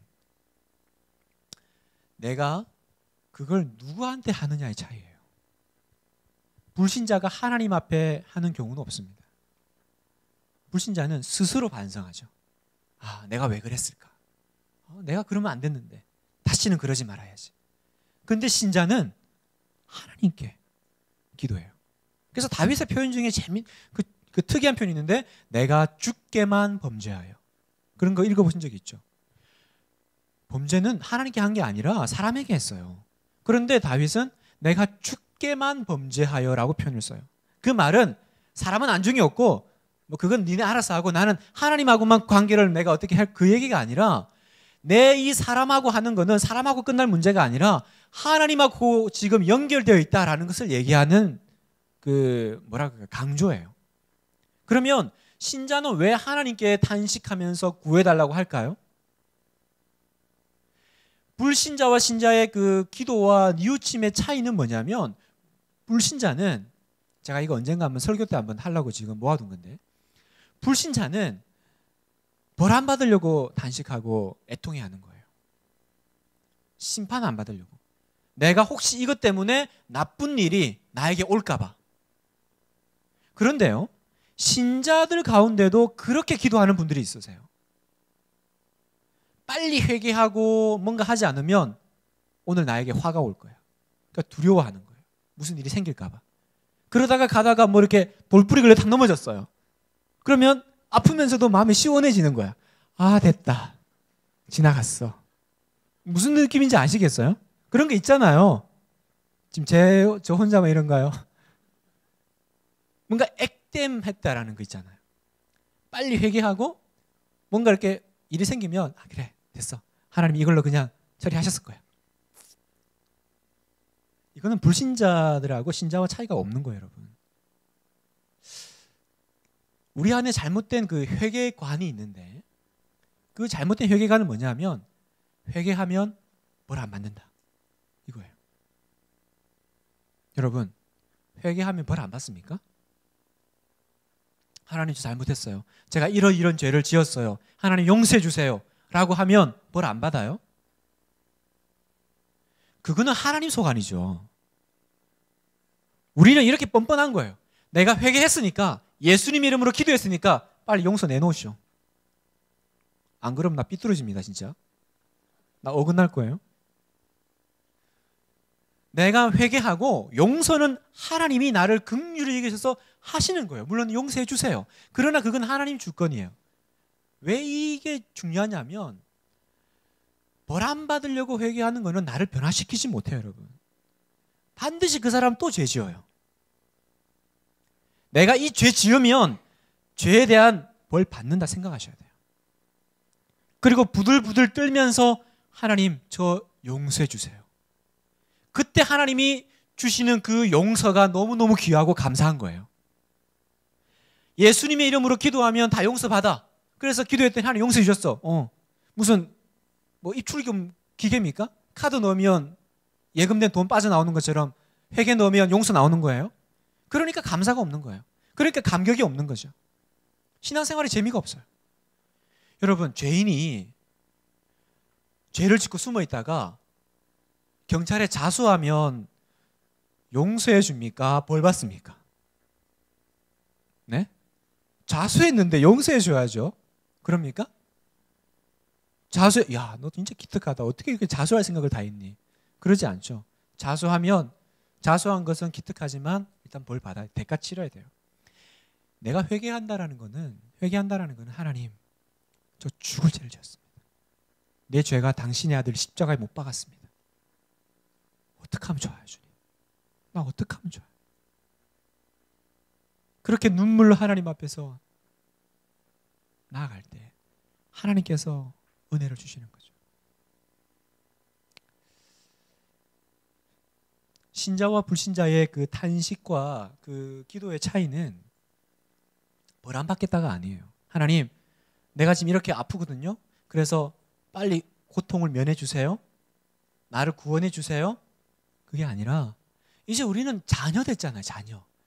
자녀가 부모 앞에서 잘못하면 벌 받을까 봐 부들부들 뜨는 거, 그것만큼 애처로운 모양이 어디 있어요? 자녀가 부모 앞에서 잘못하면 왜 탄식하며 애가를 부르면서 구해달라고 그래야 돼요? 내가 그 잘못하기 전에 그 관계로 돌아가고 싶어서, 그 관계가 깨어져 가지고 서먹해졌고 부모님을 보는 것이 민망해졌고 무서워졌기 때문에 그 부모님과 아빠와 엄마와 그 이전에 친밀하고 친했던 관계로 돌아가기 위해서 내가 용서해 달라고 구하는 거지, 벌 받을까 봐 부들부들 떨면서 아빠의 손만 보고 매만 들면 그냥 막 몸서리치는, 얼마나 그 부모 마음을 찢어놓는 행위예요. 우리 신자들 가운데 그런 사람이 있다라는 겁니다. 내 안에 그런 모습이 있어요. 벌 받을까 봐, 벌 받을까 봐. 아닙니다. 여러분, 이제 여러분의 그 회개의 기도는 하나님 이거 회개 안 하면 하나님이 나를 어떻게 해버릴까 봐, 그게 아니라 하나님, 내가 이 죄 때문에 잃어버린 그 당신과의 친밀한 관계를 내가 회복하기 원합니다. 나를 다시 이전의 관계로 돌이켜주세요. 그게 시편 51편이에요. 다윗이 밧세바와 범죄한 후 나단이 찾아왔을 때 표제가 그렇지 않아요? 그때 주의 성신을 내게서 떠나게 마옵시고 구원의 기쁨을 회복시켜 주시고 내가 주께만 범죄하였사오니. 여러분 회개하실 때 하나님과의 관계가 깨어진 것 때문에, 내 이 죄로 말미암아 하나님과의 그 친밀함이 깨어진 것 때문에 가슴 아파하시면서 회개하세요? 아니면 이거 회개 안 하면 나한테 혹은 내 자녀에게 무슨 일 생길까 봐 회개하세요?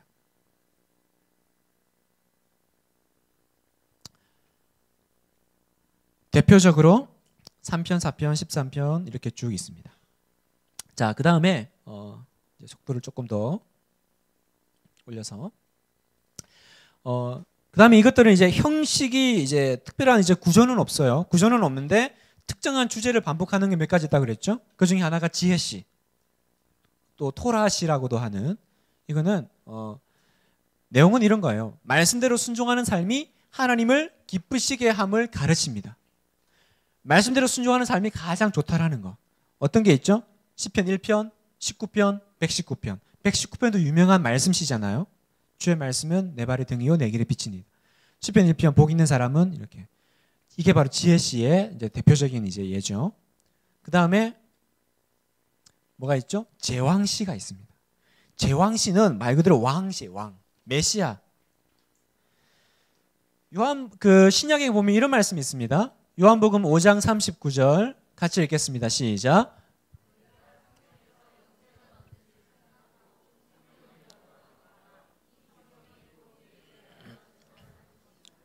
조사님 물 좀 주실래요? 예수님께서 바리새인들 보고 이렇게 얘기하셨어요. 너희가 성경에서 영생을 얻는 줄 생각하고 성경을 상고, 옛날에는 상고라고 그랬어요.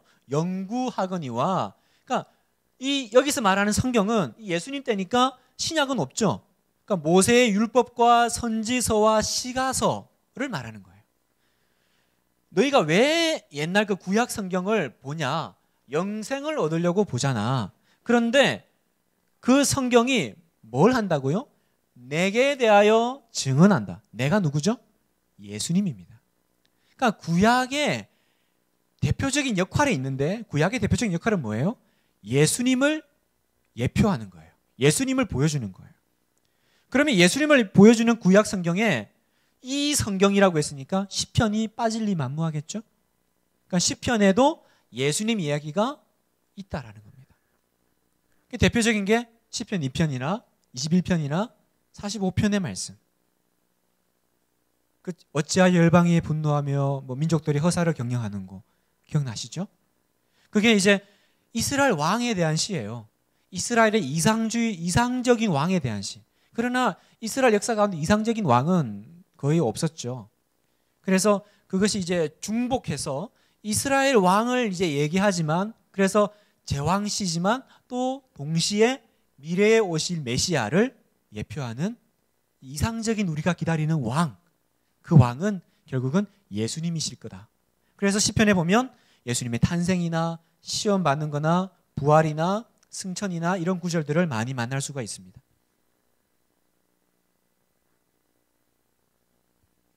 그리고 마지막으로 하나만 더 살피면 신뢰 시가 있습니다. 이런 건 어떤 종류냐면 여기는 누구도 두려워하지 않고 그냥 이 내용은 전적인 신뢰만 표현해요. 어떤 것이 있을까요? 라고 생각했더니 제가 유인물에 적어놨죠. 적어놨어요. 10편, 16편, 23편, 91편. 이런 것들이 이제 신뢰 시에 해당됩니다. 그러니까 여기 이 시들은 여러분이 찬찬히 살펴보시면 아무것도 없어요. 그냥 오로지 신뢰만 표현하고 있어요. 예를 들어 23편. 여호와는 나의 목자시니 내가 부족함이 없으리로다. 그가 나를 푸른 초장에 누이시며 쉴만한 물가로 인도하시리로다. 여러분 다 외우시죠? 한번 다 같이 외워볼까요? 집에 가서 외우겠습니다.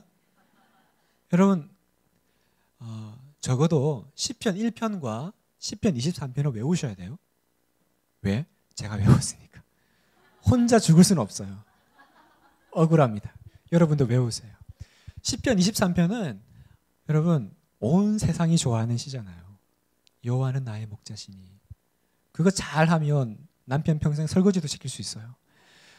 내가 부족함이 없으리로다. 그가 나를 푸른 초장에 누이시며 쉴만한 물가.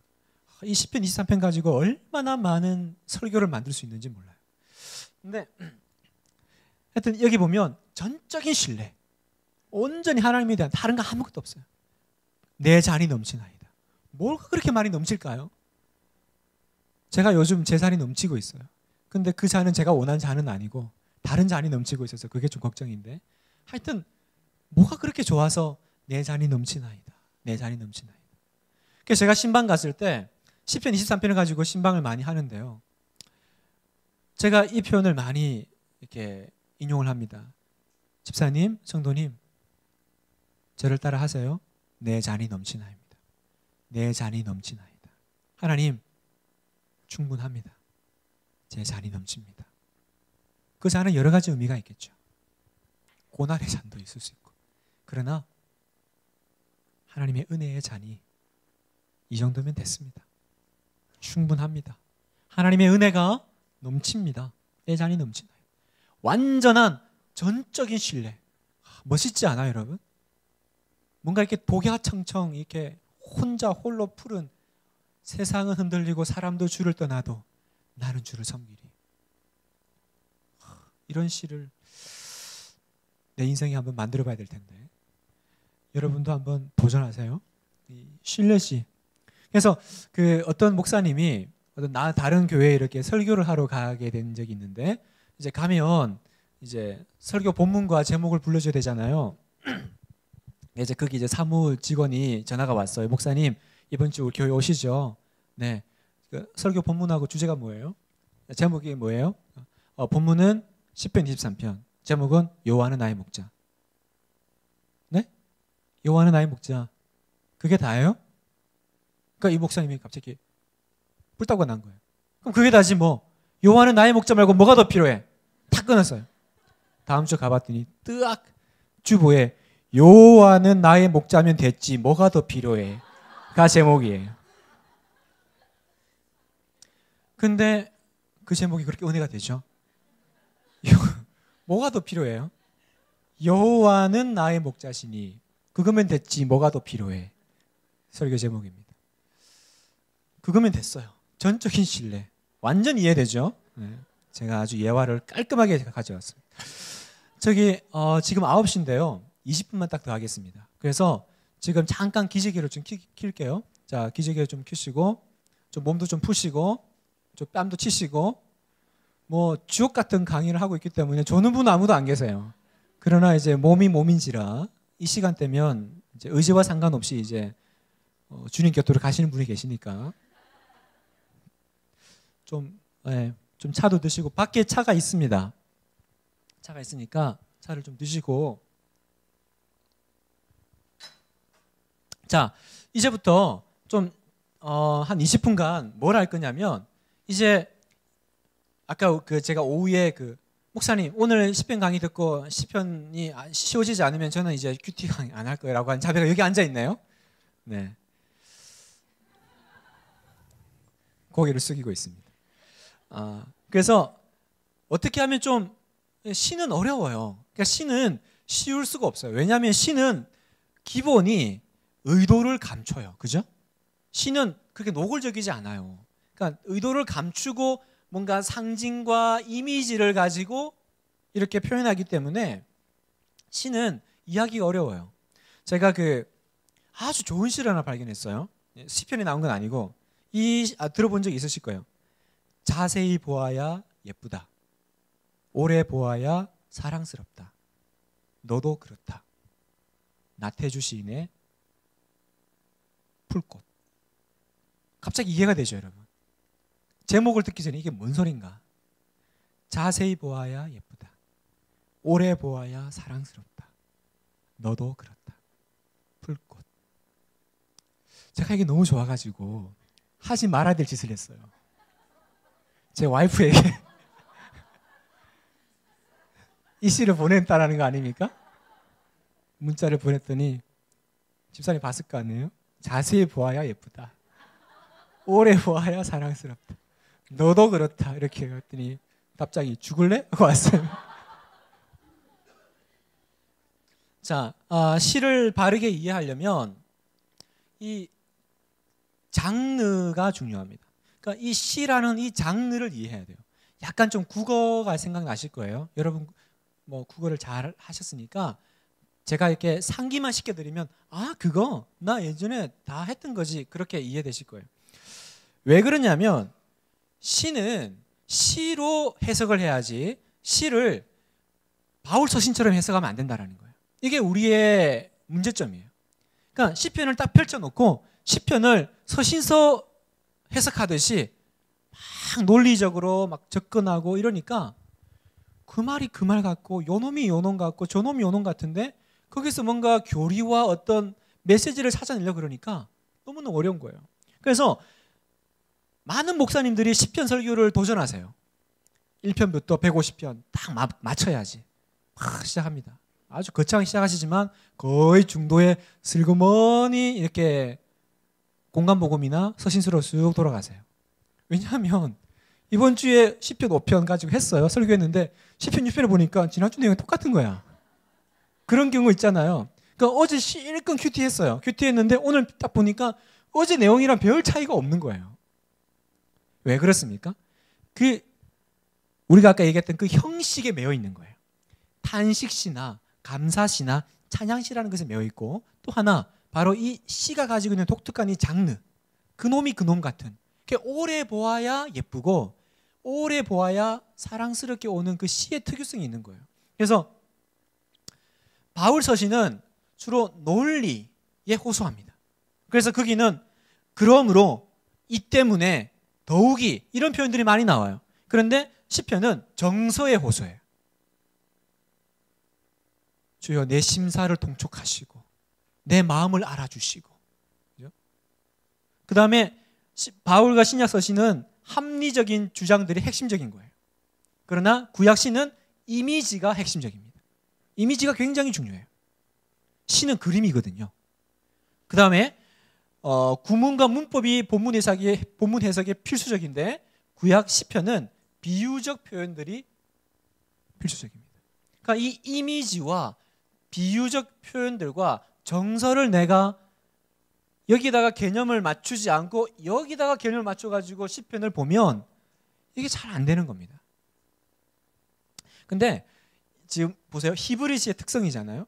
히브리시는요, 여러분 독특성이 하나 있는데 그게 뭐냐면 바로 여러분의 유인물에 있습니다. 바로 이 평행법이라는 거예요.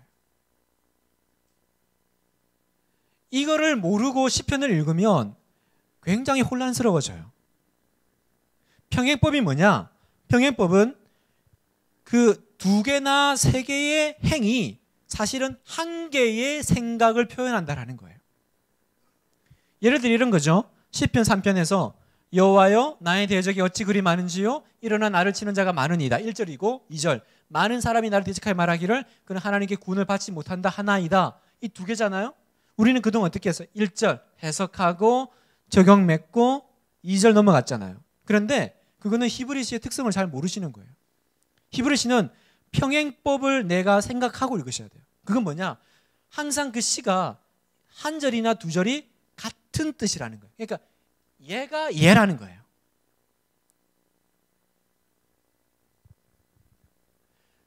여호와여 나의 대적이 어찌 그리 많은지요. 나의 대적이 누구예요? 이 많은 사람들이에요. 그죠?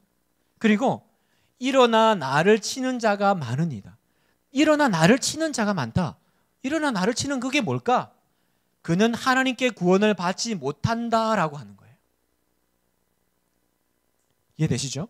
그러니까 그는 하나님께 구원을 받지, 하나님이 너를 버렸어. 이게 나를 치는 거예요. 그러니까 이것 따로가 아니라 이거 두 개가 같이요. 그러니까 시편은 시처럼 써야 되는데 한국 우리 성경은 산문처럼 써 있어요. 그러니까 쭉 이렇게 있어요. 그러니까 여러분들이 이런 거를 캐치하기 쉽지가 않으시는 거예요. 그래서 여러분이 첫 번째 하셔야 될 작업은 뭐냐면 이 평행법에 따라서 다시 재구성하시는 게 필요해요. 단락을 나누시는 거예요. 한 행이 아니라 두 행 혹은 세 행. 자, 그러면 보겠습니다. 이 평행법은 종류가 몇 가지가 있는데 첫 번째 동의적 평행법. 이 얘기는 뭐냐? 둘째 행이 첫째 행과 비슷한 개념이에요. 이런 거죠. 하늘의 보좌 위에 앉으신 이가 웃으시며 주께서 그들을 비웃으시는도다. 자, 여기서 평행법 4절인데요. 하늘의 보좌에 앉으신 이가 누구예요? 주예요. 그러니까 하나님은 어떤 분이세요? 하늘의 보좌 위에 앉으신 분이라는 거예요. 그분이 웃으세요. 그런데 그 웃는 게 뭐예요? 비웃으시는 거예요. 그러니까 이것 따로가 아니라 이 내용이 사실은 이 내용과 같은 거라는 거죠. 때로는 두 개가 아니라 네 개가 될 수도 있습니다. 여호와의 교훈은 정직하여 마음을 기쁘게 하고 여호와의 계명은 순결하여 눈을 밝게 하도다. 잘 보면 여호와의 교훈과 계명은 서로 평행하죠. 그 다음에 마음을 기쁘게 하고 눈을 밝게 하도다. 그러니까 여기 보면 도표로 그려놨죠. A-와 B와 B-. 자, 이건 지우세요. 자, A-. 제가 이제 맛이 가는 거예요, 지금. 자, 그래서 빨리 넘어갑시다, 이건. 자, 빨리 넘어가고. 자, 그 다음에 발전적 평행법이 있어요. 이건 뭐냐면, 말 그대로예요. 그러니까, 그 B의 내용이 앞의 내용을, 이거 아닌데? 이거 아닙니다. 지금 잘못 들어갔어요. 이런 거죠. 제가 읽겠습니다. 여호와께서 너를 실족하지 아니하게 하시며 너를 지키시는 이가 졸지 아니하시리로다. 시편 121편 3편의 말씀입니다. 그러니까 둘째 행이 첫 행의 사고를 더 발전시키는. 그러니까 여호와가 너를 실족하지 않게 하셨는데 어떻게까지 하신다고요? 졸지도 아니하신다라는 거예요. 단지 안 넘어지게 하는 그 정도가 아니라 아예 안 자고 너를 지켜보고 있다라는 거죠. 아니면 이런 것도 있어요. 뒤에 내용이 앞에 그 이유를 설명해 주는. 여호와를 찬송할지어다. 왜? 견고한 성에서 그의 놀라운 사랑을 내게 보이셨음이로다. 그러니까 왜 찬송하라고요? 견고한 성에서 놀라운 사랑을 내게 보이셨기 때문에 찬송하라는 겁니다. 이런 것도 있죠. 청년이 무엇으로 그의 행실을 깨끗하게 하리까? 주의 말씀만 지킬 따름이니이다. 이 밑에 행이 위에 거를 설명해 주죠. 그죠? 점점 이렇게 그 내용들이 더 이렇게 점층적으로 발전되어 가는, 그게 이제 발전적인 평행법이고요. 그러니까 다 평행법이에요. 근데 이제 그 내용이 이제 이렇게 된다라는 거예요. 그 다음에 예증적 평행법은 뭐냐면 말 그대로 앞에 있는 거는 어떤 내용을 전달하고 뒤에 것은 그것을 상징이나 예화로 설명해 주는 거예요. 예를 들어 이런 거죠. 내 구원의 능력이신 주 여호와여 라고 해놓고 전쟁의 날에 주께서 내 머리를 가려주셨나이다. 내 구원의 능력이신 하나님이신데 그 하나님이 어떤 일을 하시는 분인가? 예를 들어 내가 전쟁할 때 주께서 내 머리를 지켜주셨던 그 일이 있었다라는 거예요.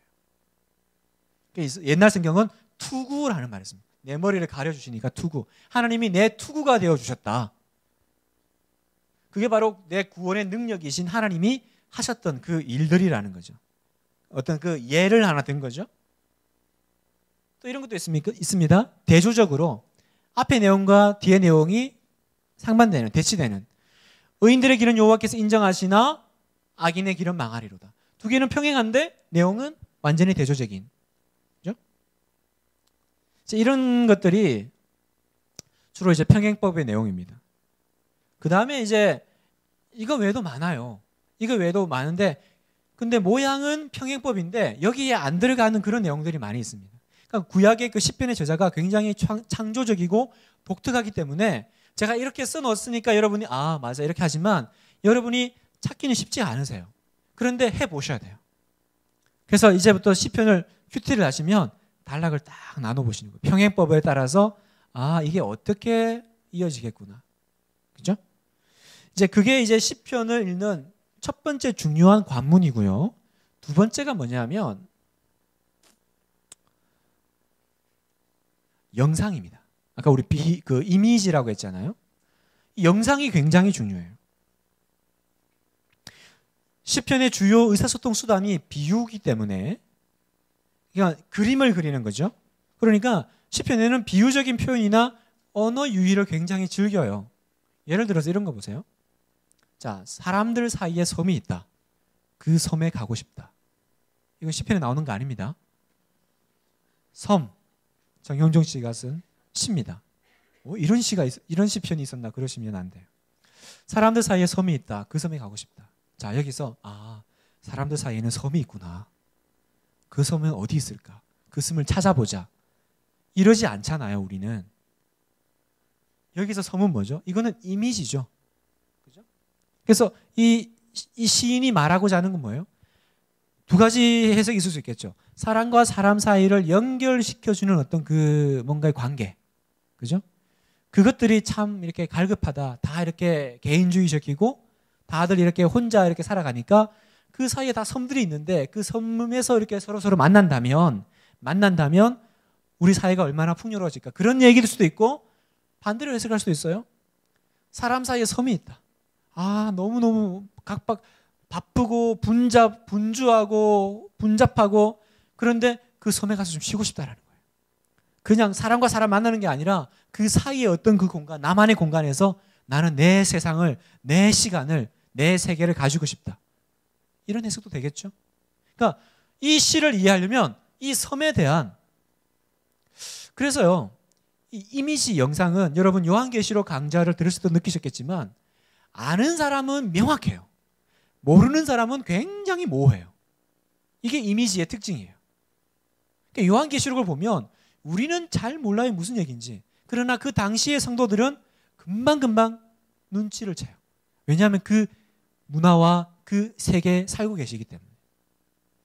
자, 그러면 어쨌든 우리는 애써야 되니까 국어 시간 이제 나옵니다. 자, 첫 번째 직유.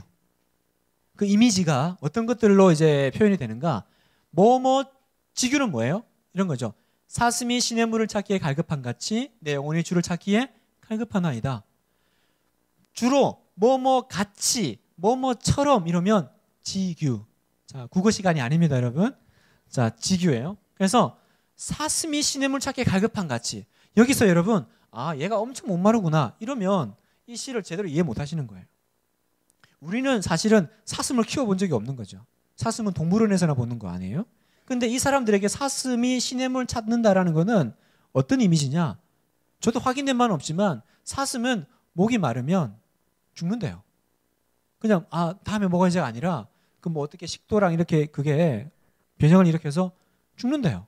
그러니까 반드시 목이 마르면 물을 찾아서 마셔야 된다는 거예요. 그러니까 이런 상황들을 우리는 그 이미지가 없으니까 그냥 목이 좀 마르는구나. 그래서 뭐 그냥 버스를 타도 옛날에 목마른 사슴이 시냇물 찾아 이러면서 돈 거들어 다니시고 이러시잖아요. 자,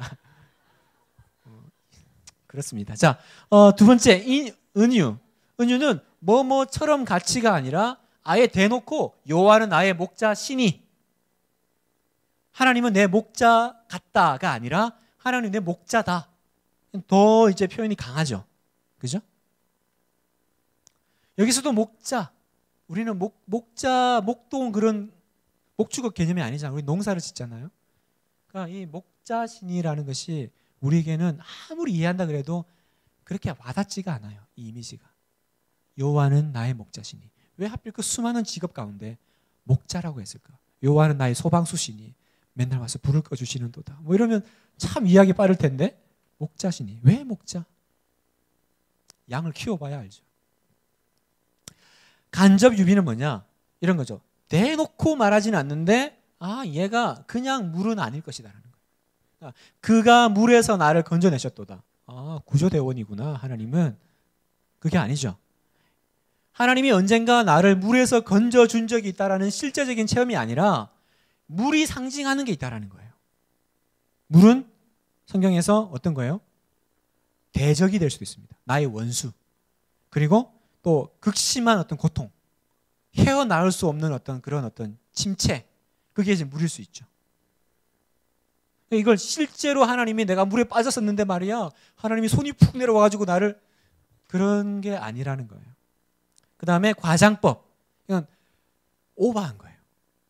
실제보다 더 내 눈물이 주야로 내 음식이 되었도다. 실제로 눈물로 먹고 살고 생계를 연명했다는 얘기가 아닙니다. 그죠? 그만큼 내가 거의 울고 다니고 있다.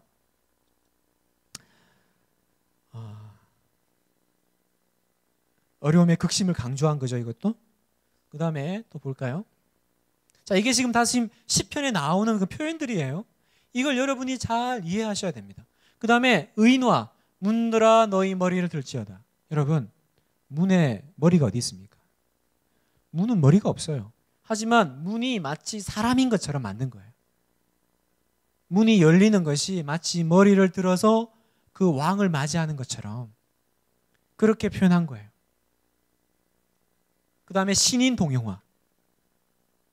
여호와여 내가 주의 얼굴을 찾으리이다. 하나님께 얼굴이 있나요? 하나님은 얼굴이 없습니다. 하나님은 영이시니. 그죠?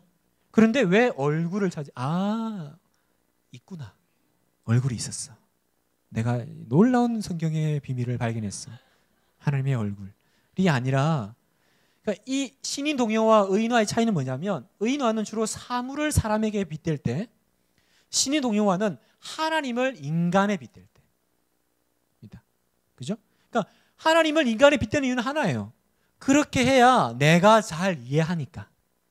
인간이 이해하니까. 하나님이 인간의 언어의 모습으로 나타나셨다는 거예요. 그 다음에 수형론. 이거는 짐승. 그러니까 이게 수자가 제가 한문이 딸려가지고 수가 아마 짐승을 말하는 것 같아요. 그죠?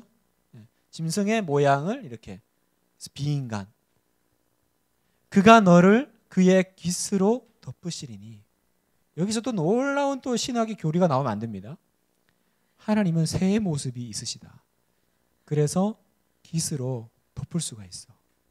하나님이 새 인간이 아닙니다. 여기서는 암탉이 병아리를 품는 이미지죠. 이렇게 다 덮어주는. 그러니까 이것도 마찬가지로 여러분 이 어떤 이미지잖아요. 다 영상들을 있는 그대로 보는 것이 아니라 여러분이 옛날에 배우셨던 그 국어적인 기법들을 많이 좀 되살려 보세요. 그러면 훨씬 더 풍성한, 그러니까 이렇게 표현 안 해도 되잖아요. 어떻게 보면 뭐 필요 있어요. 여호와여 내가 주님을 찾습니다. 이러면 되잖아요. 그런데 왜 여호와여 내가 주의 얼굴을 찾습니다. 왜 그럴까요? 훨씬 와닿잖아요. 강하게. 그가 너를 덮으시리니 되잖아요. 근데 깃으로 덮으시리니 뭔가 이렇게 그 이미지를 생각해 볼 때 따뜻하고, 그죠? 그러니까 우리가 이 신앙은 그냥 이론, 정의, 교리가 아니라 우리는 하나님이 감성을 주셨고 우리는 하나님이 이 뭐라 그럴까요? 느낌을 주셨어요. 그래서 그것들을 충분히 발휘할 때 우리가 훨씬 더 많이 누리고 많이 경험할 수 있게 만드셨기 때문에 우리 하나님이 이 시라는 장르를 통해서 우리에게 다가오시는 거예요. 하나님은 재미없고 하나님은 딱딱한 분이 아니세요. 하나님은 단조로운 분이 아니세요. 나는 너를 지켜줄 거야가 아니라 여호와는 너의 목자시니. 얼마나 센스 있으세요. 찬양식 그냥 우리 하나님 센스 짱. 킹왕짱 우리 하나님 센스. 얼마나 재미있으세요. 깃으로 덮고. 그런 것들이 하나님이 나에게 다가오시는 그 다양한 모습들을 시편에서 우리가 발견할 수 있다는 겁니다. 그 다음에 몇 가지 있는데 이거는 워낙 종류가 많은데요. 그 중에 2개만 가져왔습니다. 수미상관법. 앞 뒤에 똑같은 말이 들어간다는 겁니다. 여호와 우리 주여, 주의 이름이 온 땅에 어찌 그리 아름다운지요. 이 말은 뭐예요? 이 말이 뭐란다. 이게 시편 8편의 앞에 시작하고요, 끝날 때도 시작해요.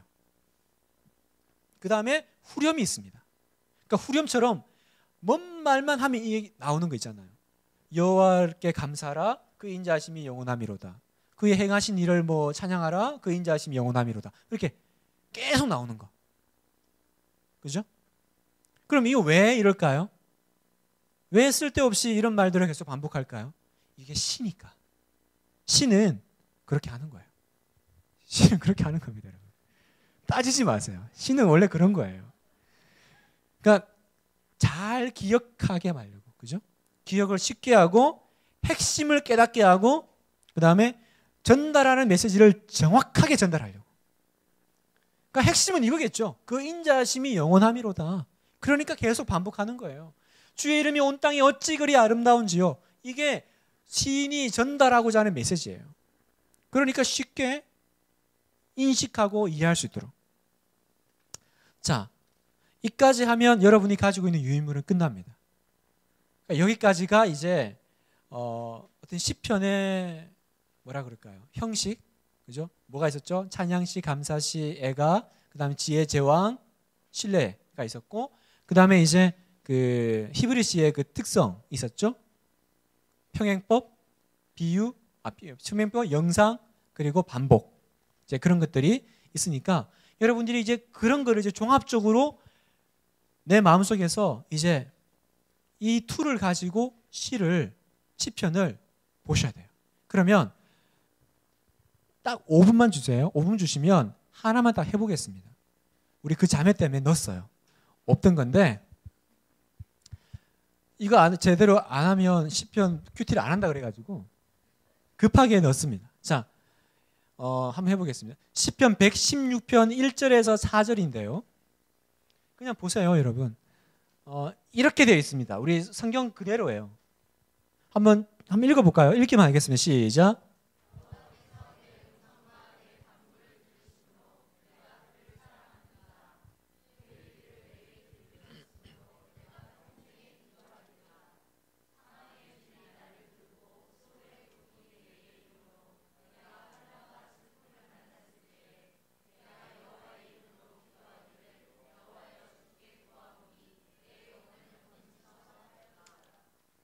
자, 대체적으로 내용이 그렇게 묵상하기가 어렵지는 않습니다. 그런데 우리가 그냥 이전과 똑같이 지금 거의 1시간 반을 하고는 그냥 이 강좌 전처럼 이 본문을 볼 게 아니라 한번 이제 배운 것들을 가지고 한번 할 텐데 제가 그랬죠? 처음에는 먼저 이걸 단락을 좀 만드는 게 필요하다고. 그러니까 이렇게 쭉 있으면 그냥 이게 시가 아니라 그냥 산문 같아요. 그래서 제가 여러분의 이해를 돕기 위해서 조금 바꿔봤습니다. 이러니까 훨씬 시 같죠? 그리고 훨씬 말하고자 하는 게 명확하게 들어오죠? 제가 친절하게 평행법에 따라서 나눠봤습니다. 자, 보세요. 여호와께서 내 음성과 간구를 들으심으로 내가 그를 사랑하는도다. 그의 귀를 내게 기울이셨으므로 내가 평생에 기도하리로다. 이게 하나의 평행이고 이 하나의 평행이고 이렇게 하나 묶을 수 있고 이렇게 묶을 수 있죠. 그러니까 시편을 묵상하거나 큐티할 때 한 절 한 절 한 절 하는 게 아니라 이것들을 묶고 그 다음에 이것들이 또 서로 평행이 되는 것이 없는가를 보시는 거예요. 그러니까 시편을 설교할 때나 큐티할 때에 주의해야 될 것은 뭐냐면 너무 한 단어 혹은 한 문장에 매는 것이 아니라 전체 이것이 주고자 하는 핵심 메시지가 뭔가를 잘 파악하시는 거예요. 왜냐하면 시는 같은 말을 많이 반복하거든요. 같은 말인데 다른 표현으로 많이 반복하니까요. 그러면 먼저 자, 이 시는 어떤 형식인 것 같아요? 찬양, 감사, 뭐라 했죠? 애가 중에 어떤 것 같습니까? 감사입니까?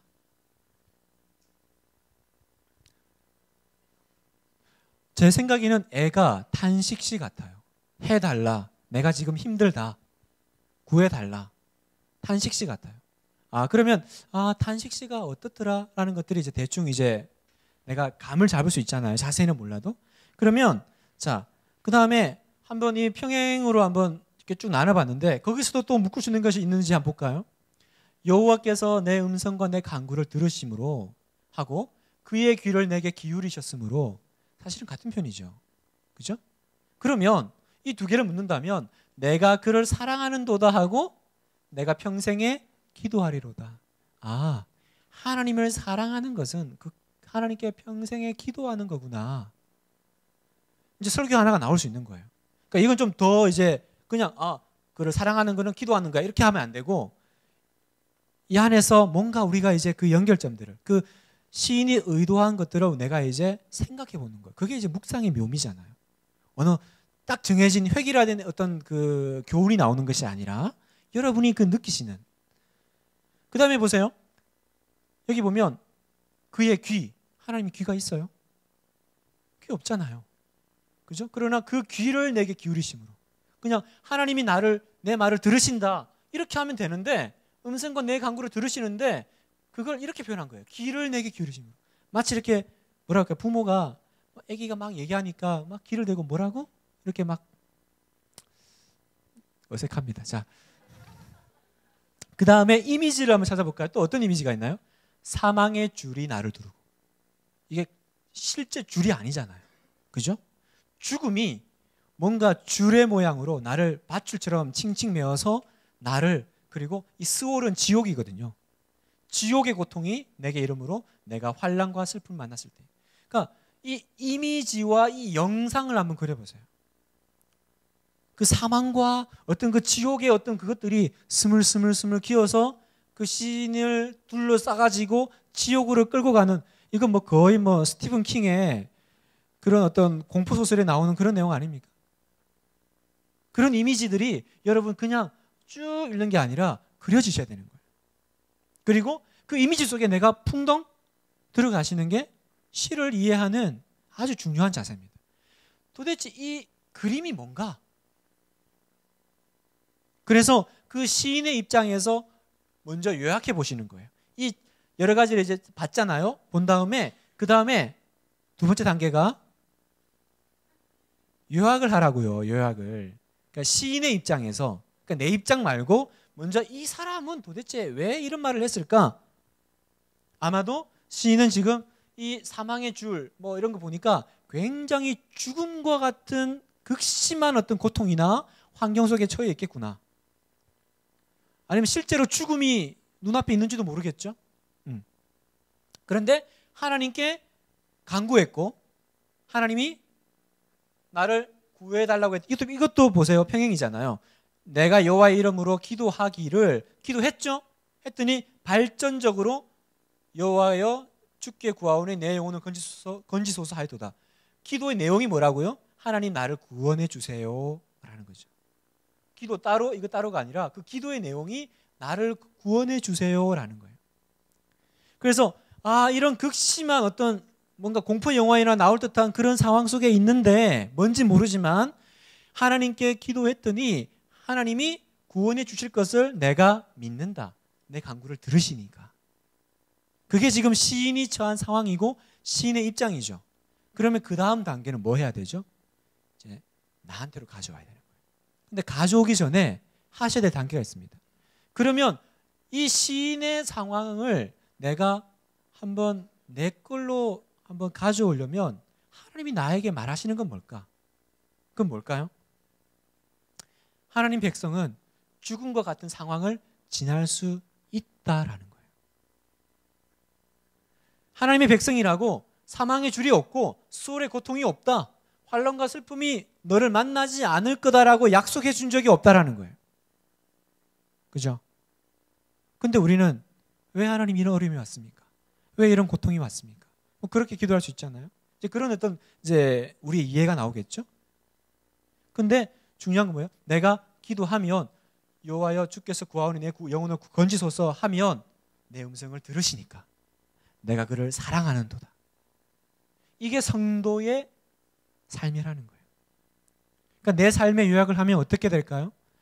아, 내 삶에도 이런 어떤 고난이 있나? 이런 어떤 고통이 있나? 그러면 내가 오늘 가져야 될 자세는 하나님, 이 고통이 나에게 안 오게 해주세요가 아니라 하나님이 나와 함께 해주시고 내 소리를 이 상황 가운데서도 들으신다라는 것을 내가 오늘 믿자. 내가 믿자. 뭐 이건 제가 이렇게 그냥 한 거고요. 이제 여러분이 이제 그런 일을 하셔야 되는 거예요. 그러니까 그러려면 먼저 이 시에 풍성한 어떤 표현과 비유와 그런 평행법이 이런 것들을 여러분이 충분히 만끽하셔야 돼요. 막 찾아내려고 끄집어내려고 그러시면 안 되고. 그래서 정리를 하면 결론입니다. 해석할 때 주의해야 될 것은 뭐냐면 시편은 1차적으로 어떤 교리나 도덕적인 행위에 대해서 가르치지 않는다라는 거예요. 이게 시편의 아주 특수성입니다. 로마서를 해석하듯이 시편을 해석할 수가 없습니다. 시편이 하나님 말씀이긴 하지만 시편은 교리적인 지침을 제시하는 것이 아니라 하나님에 대한 우리의 깊은 정서와 필요를 전달하고 알리는 법이 뭔지를 보여주는 거예요. 그러니까 이런 거죠. 시인이 고통 가운데 부르짖었다. 그러면 우리도 나도 절망 가운데 부르짖어야 한다라고 끄집어내시면 안 된다는 거예요. 그것보다는 시인처럼 고통 가운데 부르짖는 것을 하나님께서 싫어하지 않으신다는 거예요. 그것은 적법하다라는 거예요, 여러분. 그래서 내가 부르짖었더니 하나님이 구원해 주시는 것은 부차적인 거예요. 부르짖으면 해결된다 이렇게 결론 내는 것이 아니라 부르짖을 수 있다라는 거예요. 그 다음에 두 번째, 그래서 여기서 중요한 것은 정직함이에요. 정직함. 내가 그렇게 말하려면 하나님 앞에서 가식의 얼굴을 하고 그냥 마음이도 없는 소리로 계속 하는 게 아니라 정직하게 내 심사와 내 심정을 토해내는 것. 그 가운데 하나님이 나를 만나주시는 것. 두 번째, 시편의 역할은 우리에게 하나님과 대화하고 하나님을 묵상하고 찬양하는 법에 대한 영감된 모델을 제공하는 것이다. 그러니까 시편을 통해서 우리가 궁극적으로 얻는 유익은 뭐냐면 하나님을 교제하는 것, 하나님과 관계하는 법을 내가 배울 수 있다는 겁니다. 그래서 고든피 목사님은 성경을 어떻게 읽을 것인가 해서 이렇게 얘기했습니다. 요약하면 시편은 몇 가지 분야에서 그리스도의 삶에 도움을 준다. 첫째, 시편은 우리에게 진지한 예배에 대한 하나의 지침을 제공하고요. 예배에 대한 지침. 두 번째, 시편은 우리가 하나님과 정직하게 관계를 맺도록 도움을 주고요. 셋째, 시편은 하나님이 우리를 위해 행하신 것을 성찰하고 묵상하도록 우리를 인도한다. 공감합니다. 동감합니다. 그러니까 여러분 시편 할 때 물론 그 안에 교리도 있죠. 그러니까 참 얘기했잖아요. 시편은 성경의 종합판일 수 있어요. 그러나 너무 그 안에서 어떤 교리적인 것, 어떤 교훈적인 것을 찾아내려고 애쓰지 말고 그 시인의 정서와 그 세계를 내가 만끽하는 거예요. 그리고 그 안에서 그 마음을 알아주시는 그 하나님을 내가 만나는 거예요.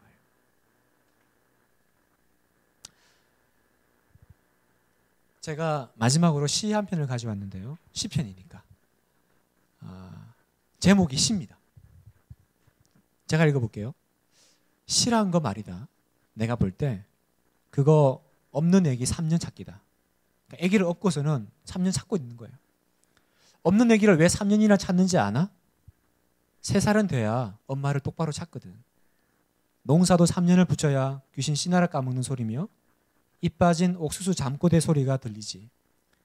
씨 깜냥이 어깨 너머에 납작하여 숨어 있다가 어느 날 너를 엄마 하고 부를 때까지 그냥 모르쇠 하며 같이 사는겨.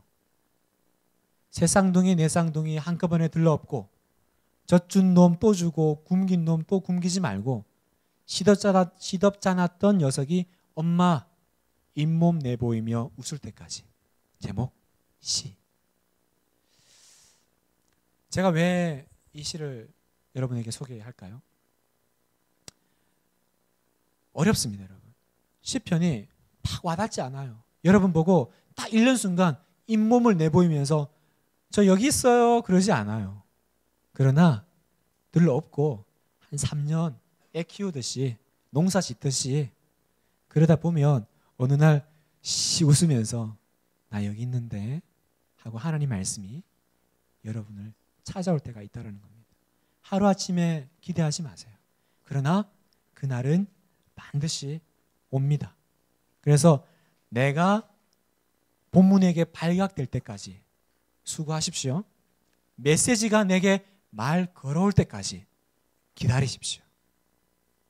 어느 날 시편이 여러분의 영혼을 뻥 뚫어주는, 여러분의 그 답답한 심정을 뻥 뚫어주는 그런 놀라운 체험을 하시게 될 날을 기대하고 축복합니다. 제가 한번 기도하고 마치겠습니다. 여호와 우리 주여, 주의 이름이 어찌 그리 아름다운지요. 주의 영광이 온 땅을 덮었나이다. 하나님 아버지, 하늘을 봐도 땅을 봐도 하나님 주님께 찬양하고 감사할 것밖에 없는 줄 압니다. 하나님, 시편을 어떻게 읽으면 좋겠습니까? 하나님, 정말 그 시편의 그 저자의 마음을 우리도 공유할 수 있도록 도와주시고, 정말로 그 메시지가 나에게 말 걸어올 때까지 정말 시편 가운데 감추어진 그 하나님의 놀라운 그 하나님 되심과 아버지 되심과 그 구원자 되심을 내가 만끽할 때까지 그 수고를 멈추지 않는 복된 분당 우리 교회 모든 성도님들 되도록 주여 도와주시옵소서. 가는 길 안전하게 지켜주시고, 하나님 오늘 밤 잘 때에 주여 밤마다 심장이 나를 교훈하셔서 나를 찾아와 주시고, 내가 여기 있다, 내가 너를 붙잡고 있다 말씀해 주시고, 새 아침이 밝을 때 이 시편의 찬양과 함께 주여 새날을 주님을 찬양하며 노래하며 일어서는 복된 우리 되도록 도와주시옵소서. 감사드리며 예수님의 이름으로 간절히 기도합니다. 아멘. 수고하셨습니다. 마치겠습니다.